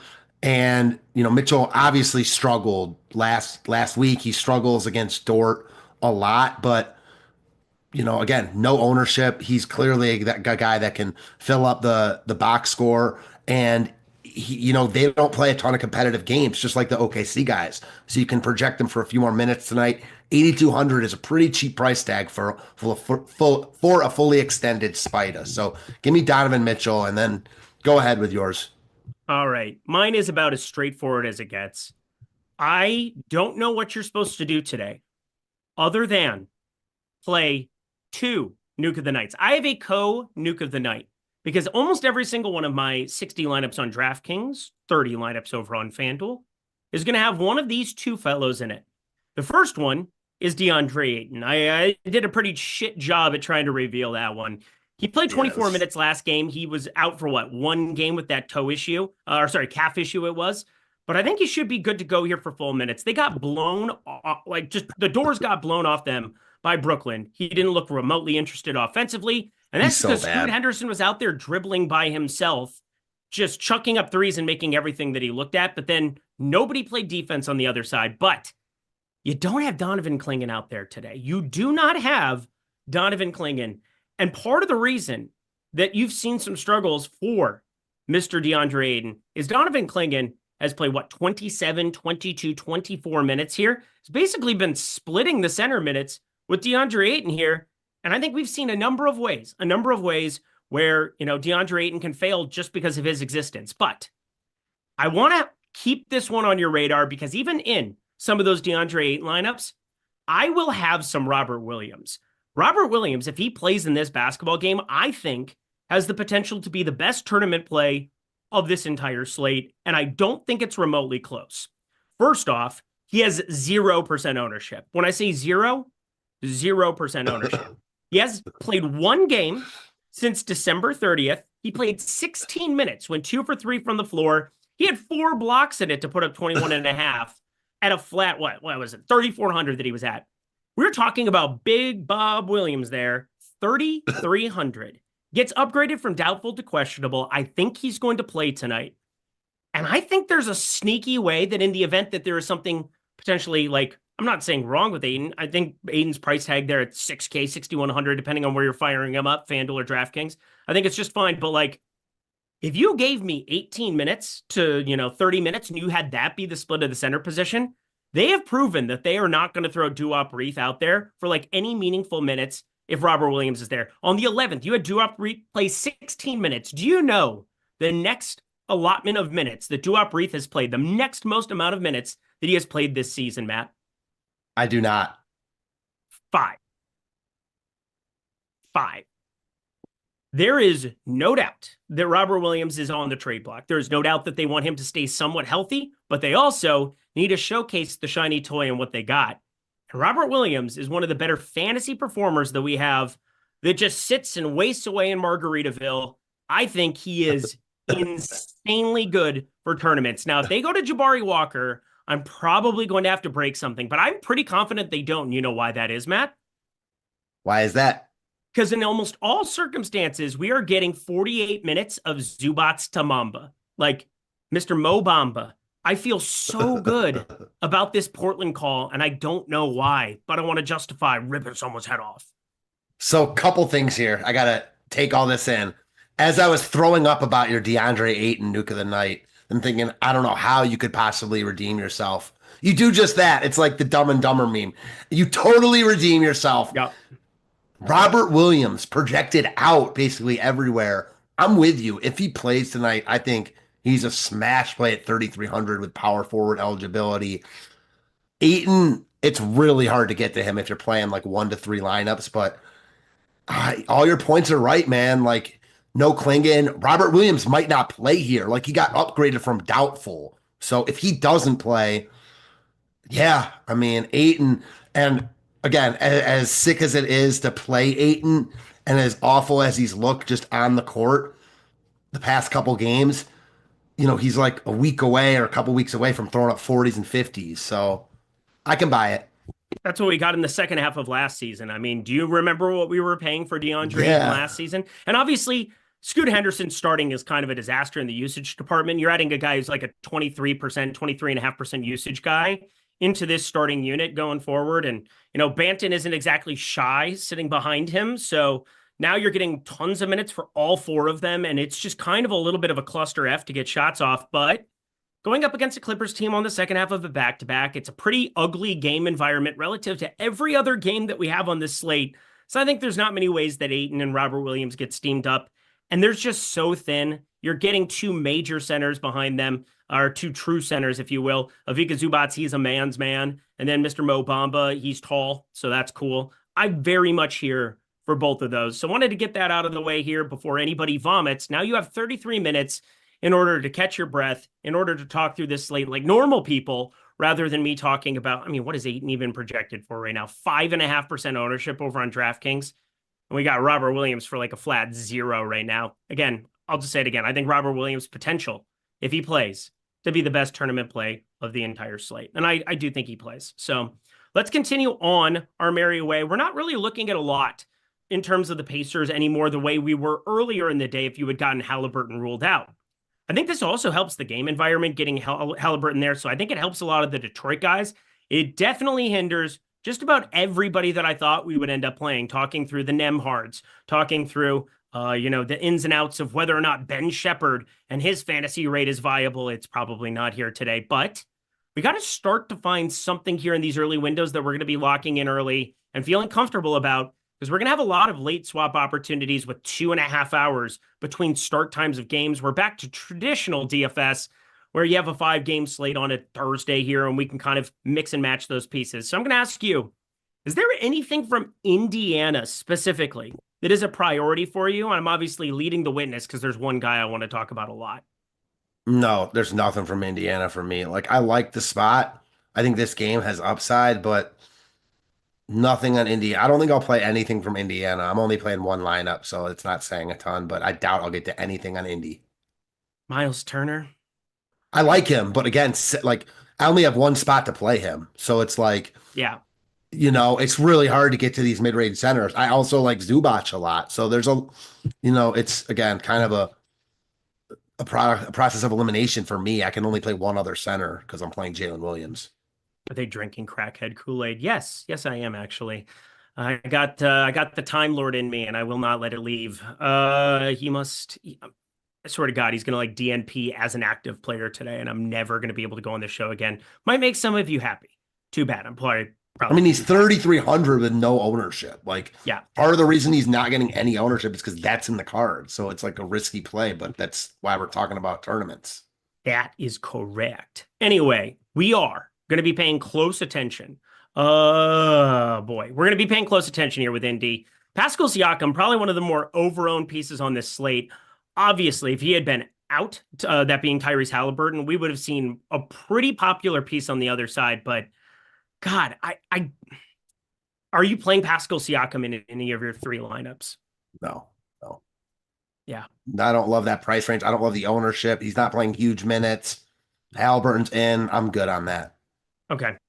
Now on the other side of this one is Cade Cunningham, because now we're going to parse through some of these spend ups here. We obviously have SGA. We covered him a little bit at the beginning of this program. We have Cade Cunningham as well. And I do think your push and pull effect, I think both are under-owned, but I'm playing a lot of Delano Banton at 3K. So obviously I have the money to spend up for a Shai Gilgeous-Alexander, for a Cade Cunningham. They're point guard only. We got the normal Wizards starting lineup. That's always a relief. But if you had to play one of the two in a lineup, who are you picking? It was between Shai and SGA. Is that what you're asking me? Correct. Shai for me, but it's really close and you can't go wrong. They're 2 of the highest projected players on the entire slate, if not the 2 highest. So yeah, Shai's getting a little more ownership if you want to make the case for playing Cade because of that. So I got no problem with either. I slightly prefer Shai in what should be a competitive game. Okay. Yeah, I would probably be leaning a little bit more towards the SGA spot simply because I brought it up before. The minutes have been down just because of how much they just blow teams out of the water. They're 15-point favorites, 16-point favorites. Shai and SGA is the same person, correct? Yeah. I would be going towards his direction rather than Cade Cunningham there. Cade Cunningham. Yeah, he was agreeing with me, but still. It sounded like you disagree. Yeah. You were disagreeing with me. No, I agreed with you. But I was going to say Cade Cunningham is one of those guys that you can't understate how incredible he's been this season. And now Jaden Ivey being out for, I mean, probably the very like into next year potentially. Feel pretty good about his profile going forward from a fantasy perspective. That's why he's $10,300, not spoiling anything. If I were playing one lineup, I think I'd probably find ways onto both of them. But as we start with these early window of games, again, Indy, Detroit, is there anything else from Detroit that you like? Because I do think with Halliburton, his 11th percentile defense on dunks and threes out there, got to feel better about this and the game environment overall for this Pistons team. Yeah, I think that Halliburton's a fine contrarian play, but not a priority play. Just plays I like better. So if you're looking to get an ownership edge, then I think Halliburton's a good play. But how about Detroit, though? Like, just looking at Detroit, anything else from them? Nothing else besides Cade. I think Asar Thompson, your boy, play at 4,500. Not going to play a ton of minutes, but projects well for a $4,500 player. So, yeah, I'm fine with him. Nothing else, though. All right. Well, that was one game environment I want to cover. We'll cover the other two, of course, from this early window. We'll have playback going for an hour after this. That is Greg Ehrenberg, Josh Engleman, like they do every single Monday through Friday. And now with NFL on the back burner, no Thursday night football, they're going to have an hour for you starting at 7 p.m. Eastern time, 4 p.m. Pacific time, breaking down late swap, talking about the games as they're playing over on playback. That's awesome. And we're going to be incorporating the Sims tool. And, well, DraftKings, we've always had the late swap tool going for that. FanDuel coming very shortly for everyone, and I'm very excited to be bringing that. You're going to want to sign up for the Sims tool sooner rather than later if you're playing both of those, and a pretty easy way in order to be able to capture any of that you want in the NBA or NFL streets if you opt for that for an entire month is checking out one of our 11 partner sites that are going to show up on your screen here in 2 seconds. We've got Sportsbooks on the right. We got Pick'em on the left. We have Rebet at the bottom. That is a sweepstakes sportsbook available in 46 of the 50 United States of America. Well, wouldn't you know it, friends? If you sign up for one of these sites, not only do you get great deals such as Bet365, Bet5, Get 150, depending on what state you're in, obviously available in all of those states. That offer is DraftKings Pick 6 for the Pick'em people. Bet5, get $50 in Pick 6 credits. Pretty low barrier of entry there. So basically for $5 at Pick 6, you would have the opportunity to get the Sims tool, which is a lot more than $5 for an entire month in any sport that you want for free. Yes, completely free. All you do is follow these simple 4 steps that exist on your screen right now. You take screenshots of your welcome offer and your first settled bet. I'll repeat that one more time. Your welcome offer and your first settled bet. And when you do that, you're going to get a month of the NBA. And now with that FanDuel late swap coming down the pipeline for you, it's going to be really good times there to be late swapping, checking out the playback show in conjunction with toying with your lineups. Because if you're playing and watching the show, I think you know by now how important late swap is to the process. So check out all 11 of those sites. That's 11 months then of the Sims in any sport you want. Maybe you want to get 1 month in the NBA and 1 month, which will lead you all the way through the Super Bowl now in the NFL streets, completely free. Check out those sites below. It's only if you're 21 and over. If you have a gambling problem, please call or text 1-800-GAMBLER. Fred VanVleet's out. I don't really know what are you going to be getting to more? Because for me, it's just playing lots of Alperen Şengün, lots of Cam Whitmore, which I'm not completely in love with, especially if we get Tari Eason in there. 5,100 Tari Eason isn't all that viable there over on DraftKings. I'll basically have 0 of that. But Cam Whitmore, obviously, I've got my point of deviation here with Robert Williams getting away from a little bit of that Cam Whitmore. But is there anything from Houston that you find in your, again, 3 lineups that you're playing today? So Cam Whitmore is the guy I wanted to ask you about because small forward is so bad on this slate that I think that he's totally viable at 3,600, and I am getting to him. He was like at the end of my rant about who I liked and who I was getting to that I clearly, I placed in a bad spot because I wanted to get your opinion. Like, what are you doing with Cam Whitmore if Eason's in, if Eason's out? Like, I don't love it, but he's 3,600 at a weak small forward position. Well, I mean, if Eason's out, 37 Cam Whitmore looks really, really good now that you get Fred VanVleet out. He would probably be like can't miss type territory. Like, you definitely want to have tons and tons and tons. He played 24 minutes. That was a blowout. but you still had 35 minutes of Fred VanVleet in that game. You had 35 minutes of Amin Thompson in that basketball game. That was pretty wild. I also think it's pretty wild what we're seeing here with Sacramento with one Keon Ellis on the floor. I, again, don't have enough of a sample size to say Devin Carter definitively a good, bad defender. I know he played for South Carolina once upon a time. I think they had decent enough defensive metrics in the college streets, but I will admit happily, again, 14 minutes of Devin Carter is probably not going to tip the scales for me to like really factor that in by any means on the other side of this one. But I mean, Jalen Green, man, the usage is already starting to go up. I would really hate for Tari Eason to come in and like really muck this all up. I feel as though there's a way that Tari Eason just eats up more usage than he should right from the get-go in his limited minutes there. I want Amin Thompson as a tournament dart, even at 8,100 because it's a 5-game slate, because they're just playing him an eternal amount of minutes. And that's only if Tari Eason's out, by the way. If Eason ends up in, I think everything becomes diminished. Everything kind of becomes a disaster.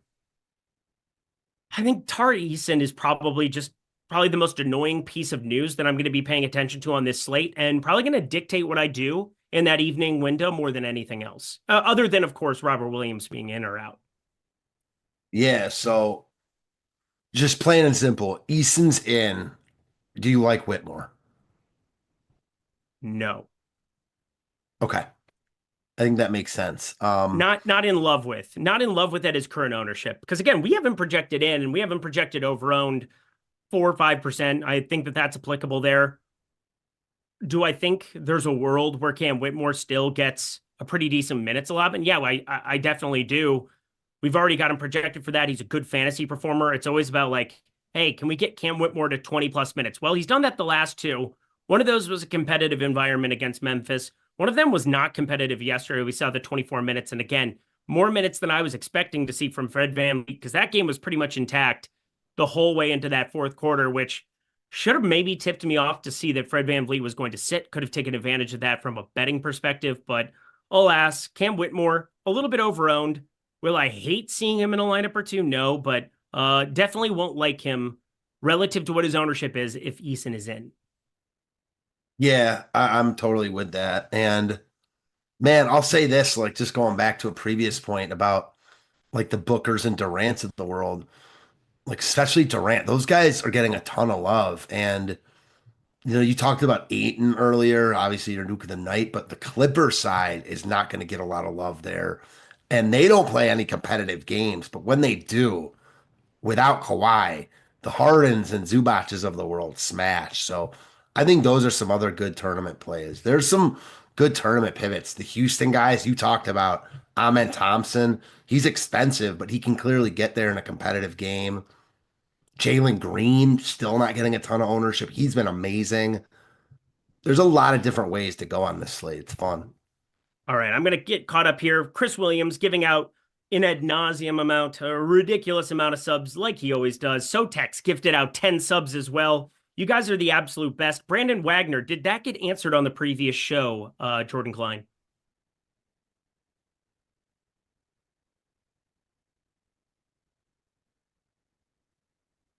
Brandon Wagner, $10 super chat from him. Rank the 3K guards in play tonight. Whitmore, Banton, Coffee, Highland, KPJ. Now, we got the news yesterday that everybody didn't want to react to in the $15 yesterday. Terrence Mann had 10 fantasy points in the first half. Hurts his calf. He's out for today. Does KPJ enter back into that rotation? I do not think so. I think they've made it pretty explicitly clear that they do not want to play Kevin Porter Jr. all that much. We've got him projected for 15 and change.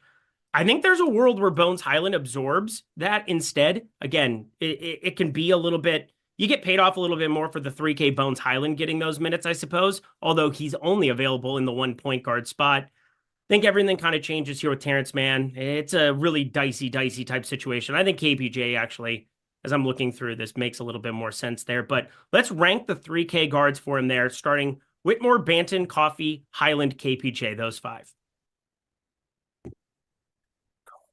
So definitely Banton, Whitmore, and then it's KPJ, Coffee, and who else?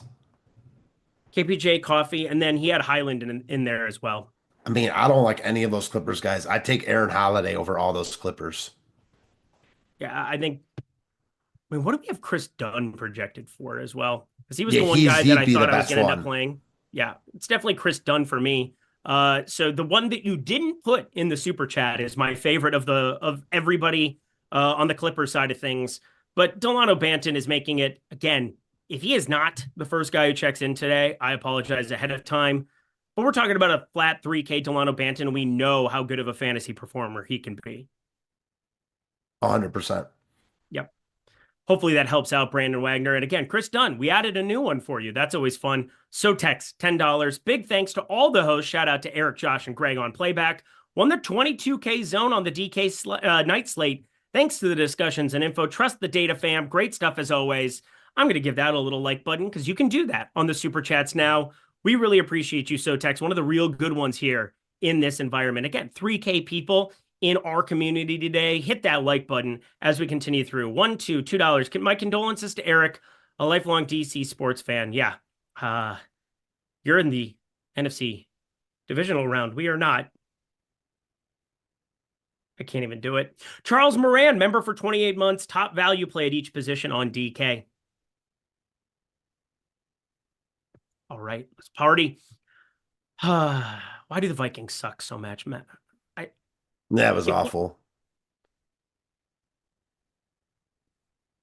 Top value play at each position. Starting at the point guard position, Delano Banton, you can call point guard, shooting guard for everything. Yeah, easy. Anything else you'd put like sub 4,500? Kind of intrigued by Aaron Holiday. I just mentioned him a little bit ago. He's not good, but it's a good matchup, and there's a chance he starts at point guard tonight. Like, we saw another guy who's not good in Keaton Wallace last night, like throw up a monster game. Not going to say that's happening with Holiday, but you get a starting point guard at 3K or 3,200. I'm interested. Unfortunately, I am pretty confident that Jeff Green ends up stepping in and Amin Thompson goes to point. Well, then I really like Amin Thompson. Yeah, I said 8,100 for him. I know it looks insane. It would have been insane yesterday. I mean, he still played 35 minutes. If it had been competitive, you would have seen probably 40 again from him, but he's just playing so damn much here. They're just using him here until they get Jabari Smith back. That is just wild. And now with Fred VanVleet out, I'm pretty sure it ends up being Amin Thompson, Jalen Green doing a lot of the ball handling there for a majority of the minutes tonight. But let's go over to the short shooting guard spot here for me. That is definitely going to be Delano Banton again. As another piece, I'll throw Chris Dunn in there now that we talked about it. Okay, I can dig that. Banton, I said Aaron Holiday. I don't love that. I think for the cheap cards, it's just Banton. I mean, that's it. Yeah, probably just going to be Banton. Let's go to small forward here. So we're doing every position here. This is a really, really quality way to do the super chats. If you do that, or member for 28 months. Love seeing the badge, so I'm not going to complain. But at small forward, Whitmore. I mean, I don't love it, but VanVleet out helps him. Even if Eason's in, he projects for 21.5 fantasy points, and he's 3,700 in a good matchup. So Whitmore, even though I don't love it as of right now. I like Asar Thompson more than you do here. We'll talk about the starting lineups that all rolled out here for the 7 p.m. window. He is in it. Obviously, he's been in it here. So Asar Thompson, I got to click on that one at 4,500. At power forward, Robert Williams. Oh, my God. Oh, wow. You know what? I'll throw Kenrich Williams out there as well. That's another guy that I have about 15% of. I don't know what OKC does for backup center minutes here. It's going to get pretty dicey, though. You have no Chet Holmgren. You have no Isaiah Hartenstein. I mean, I think it ends up being Kenrich Williams for more minutes than people think. I don't think it's going to be, I don't think it's going to go well for him versus Mobley and Allen, but it normally doesn't go well for people against Mobley and Allen. So you would play Kenrich Williams over Aaron Holiday, I take it. Yes, definitely. Okay. Yeah, I'm with you on Kenrich. Like, he actually projects decently. So 3,100 projects for 19 fantasy points. Like, he is who he is. He's usually got outs with blowouts. Probably not going to get that tonight, but he's got outs in that Holmgren and Hartenstein are out. So he could easily play a bunch of the backup big run. And even if if J Dub is the center, he'll be the power forward. So I like that call. You know what? Actually, can we do this for 1 second? I just want to do it for my own fascinating entertainment. Can we go to the data hub, Jordan Klein? I want to look at OKC and see how we have that center projected. Again, I like on these 5-game slates kind of bouncing all over the place purely because, hey, there's a little bit of this, a little bit of that. I can't believe there's only 13 minutes left in our show. I feel like we've been here for 5 minutes, but yet we've talked about so many different elements. We'll go through these starting lineups. We'll talk about Aaron Nesmith because I know, people want to talk about Aaron Nesmith starting. I'm still probably not interested in Aaron Nesmith in like some massive capacity here, but we'll take a look at that. But I do want to see kind of what we have projected for those starter minutes because they've gone to Jalen Alen to play center, like to play 5 when they were shorthanded pre-Isaiah Hartenstein. I think that's still the most likely for not a majority of the second half or of the bench unit 5 minutes, but they have to dust off Kenrich Williams to some extent tonight, I would think. And he's already somebody who's in the rotation. So I think he's the most likely guy. But looking at our data hub, which can give you guys kind of a clear-cut look at the minutes right from the get-go, you can sort it by team. You can basically just, X out those other teams. I find it interesting how we have the center minute projected. We have YLIN at 25 minutes and Kenrich sitting there with 20 minutes, sitting there with almost 12% ownership. If you feel as though Robert Williams isn't going to play tonight, I feel like he is. Kenrich Williams would be like my favorite cheap power forward by far. Okay. Yeah, noted. Because again, he's probably going a little bit under-owned as of right now, and he's got minutes volatility. So that's always nice to see with these cheap guys.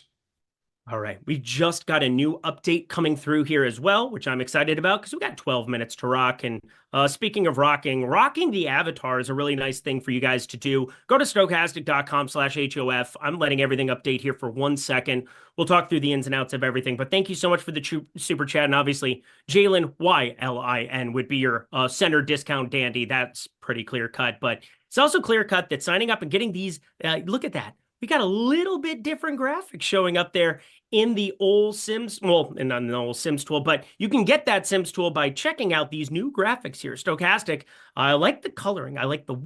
We did a great job, I think, with all of these graphic changes. Shout out to our graphics team, everybody out doing hard work there for us. But stokastic.com/HOF. You sign up. If you finish in the top 3 of a tournament with 5,000 or more entries, you can get the Sims tool completely free. Yes, another way to get it free. You simply finish in the top 3. You tweet your win to Stokastic HOF, and then you clarify, hey, I want the NBA or I want the NFL. You let the people know. You let our guy, Ron, the news god, know. He will get you guys set up with all your heart's desire for 1 month with that Sims tool in that sport. So check it out. Really, really cool stuff. And again, I love the new graphics here at Stokastic. All righty. Let's go. We got crunch time. Jamie Bloss, $4.99. Have a Stars and Scrubs lineup in the making on DK with 8,200 per player on 4 players left. What are a couple of good players for single entry? Let's go through that because basically Matt is playing single entry on a day in, day out basis. You're talking to one of the best that exists there. I had asked him earlier, if you had heard it, some of the can't miss guys up here up top. I'll throw Kevin Durant in at 9,200. I'll also throw Jalen Alen at 8K there, power forward only. I think he's a pretty interesting one from OKC. Give him 2 other options in that 7, 8, 9K range that he can finish everything out with. Man, I love Amen Thompson. Like, I'm thinking about changing everything to get him in. I already liked him. The fact that I think you're right, he probably starts at point guard here. He's not going to get a ton of ownership. No. So I'm going to throw him in the mix in that range. Your Jalen Williams call for sure fits in there. And I'm going to go with my nuke of the night, Donovan Mitchell.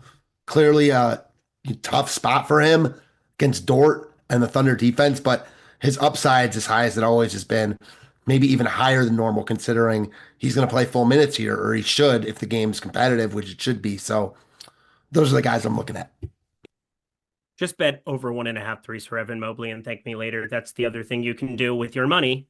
6 of the last 9 times that I've bet him. That's pretty nice. I'm not a big last this in this many games guy. You probably never hear me talk about that ever when I go through the betting analysis, but I will put it on the old scoreboard. That's always fun. But FanDuel GPP from Orion, $1.99 super chat. Just making 2 lineups. Who do I need from 7 p.m.? That, I think, is a great use of our time for the last 9 minutes, is going through the starting lineups, going through some of the ins and outs that we have going there. But let's take a look. It's in our book, Reading Rainbow. Over on FanDuel, you need Scoot Henderson. He's 66% owned. He's 5,100. that's egregious. We're talking different salary structure, but I find Scoot Henderson almost unavoidable in every single lineup that you're going to play over on FanDuel.com. Also, like Alperen Şengün, if you're going to get away from the other Jalen Williams, the cheap one who's 4K center only, Alperen Şengün at 9K. I'm a pretty big fan of his for tonight. I've made that known. Obviously, DeAndre Ayton, another great option there, I think, at center only. Anybody you want to give a shout out to from FanDuel looking at our projections today? No one specific other than the guys you mentioned. Scoot, obviously too cheap. What is Amin Thompson over on FanDuel? He's 8,400 on FanDuel, and yet I think he's kind of interesting. Shooting guard, small forward. That should tell you how good Amin Thompson is. Totally agree. Question, though, for you. We've talked about Robert Williams and Ayton in that front court a bunch. If he's out, does it do anything to a guy like Chris Murray for you? Like, I'm just trying to decide between. Yeah, talk about Chris Murray a little bit. Well, I mean, like playing Kenrich Williams or waiting on that news.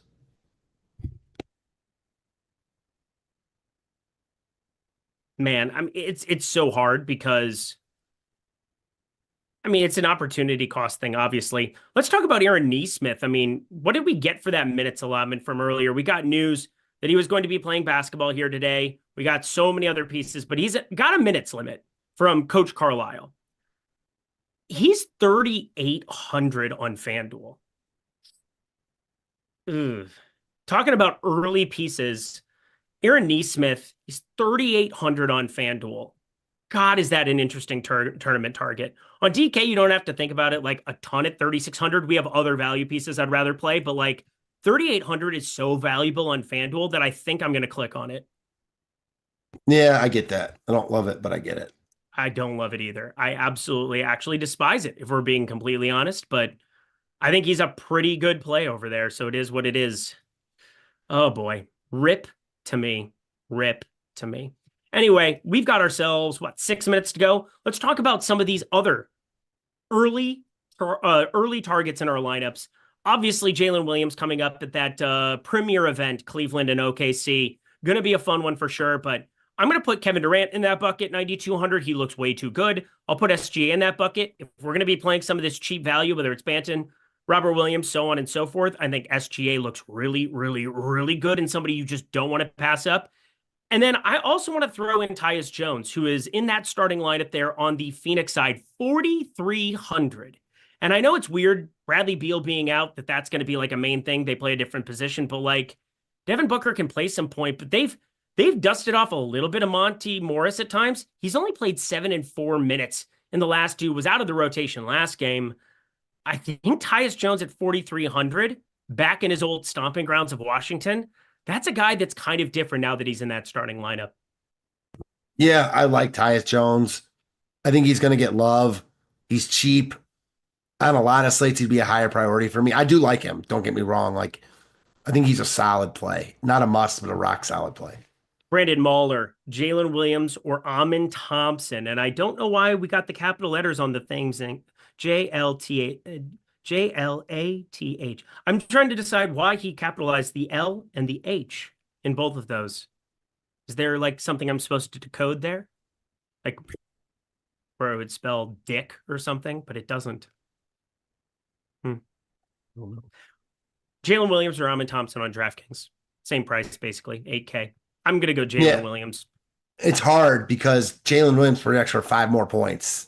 So I'm going to say Jalen Williams. I mean, he's 100 cheaper and projected for 5 more fantasy points. So give me Jalen Williams. Marquee Sports, that's an awesome response. He said, this generation is all cap. That's why. That's funny. That's actually funny. Do you get it? He's being quippy. And I do get it. Okay. The capital letters, et cetera, et cetera. And I will say, I didn't mention this with the Phoenix guys. Like, no Beal helps them. So Beal's not playing a ton, obviously coming off the bench, but when he's in the game, he's shooting. So, the Durant Booker ownership, like, it makes sense to me. I get it. You have to spend your money somewhere. Yeah, you got to spend your money somewhere. And, in the last 4 minutes, anybody in the early window that you think are absolute priorities that the people cannot pass up at the 7 p.m. Eastern time window of games, and you can include OKC Cleveland. Well, yeah, obviously Jalen. I'm playing a bunch of guys in that early window. So for me, I'm only playing one lineup tonight. So everyone in my one lineup is a must play. And, Jalen Williams, both Jalen Williams is Shea, the Suns guys. I like a lot of early stuff tonight, which I'm okay with. What are you doing with Aaron Nesmith? Are you going to play him at all? No. Yeah, 3,600 on DK. I don't think you have to. If he's on a minutes limit, I don't think there's a ton of ways that this goes completely south and burns you. On FanDuel, I'm going to play him in some lineups. Rip to me and FanDuel. Always love when I sign up for FanDuel for the late swap ability, and now I'm playing like early window guy that I don't really want to, but it is what it is. It's funny. Cade is my nuke of the night. That seems like a good nuke of the night most nights, if we're being honest. He's rather good at basketball. What about Grayson Allen? Somebody asks as well. Anything you want to say about Grayson Allen? Because we haven't talked about him. I'm not really here for it. Like, don't love. Like, don't love. I think that's probably the perfect way to describe it. I think even people who are Duke basketball fans, such as myself, I think that's the perfect way to describe Grayson Allen. We don't love him. We don't accept him in the same way that we accept a lot of our other former faithful. Now my brain is just going through there's a Jason Williams that I'm going to. Though the Jalen Williams that we are playing here today. Anything that the people need to know with 2 minutes left here in their lineups? Something that you're doing? Anything that's surprising you whatsoever? No, I mean, it's basically everything we talked about. There's a bunch of crucial decision points tonight. So hopefully I and everyone watching gets them right.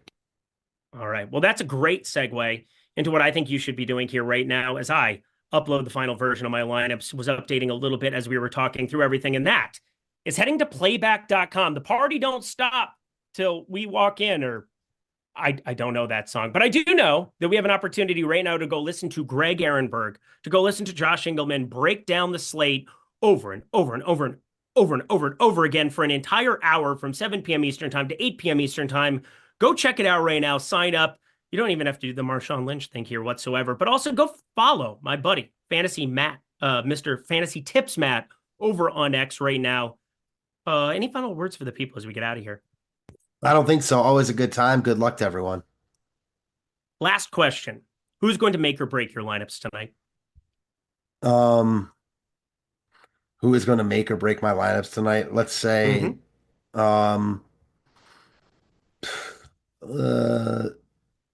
Cam Whitmore.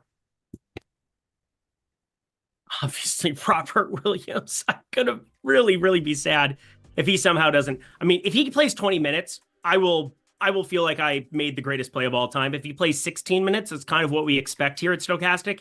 And if he plays like 12, well, rip to me. You're probably wishing you played Kenrich Williams. But that does it for our show here, everybody. Hit the like button as we get out of here. Get that thing up over 500 if you could on the way out. Over 3,000 people were hanging out with us throughout the entire this program. We can't thank you enough. And thank you, of course, to Jordan Klein, the best producer in the game, named Jordan Klein. He's Matt. I'm Eric. We're going to get out of here. Head to playback. Link in the chat right now.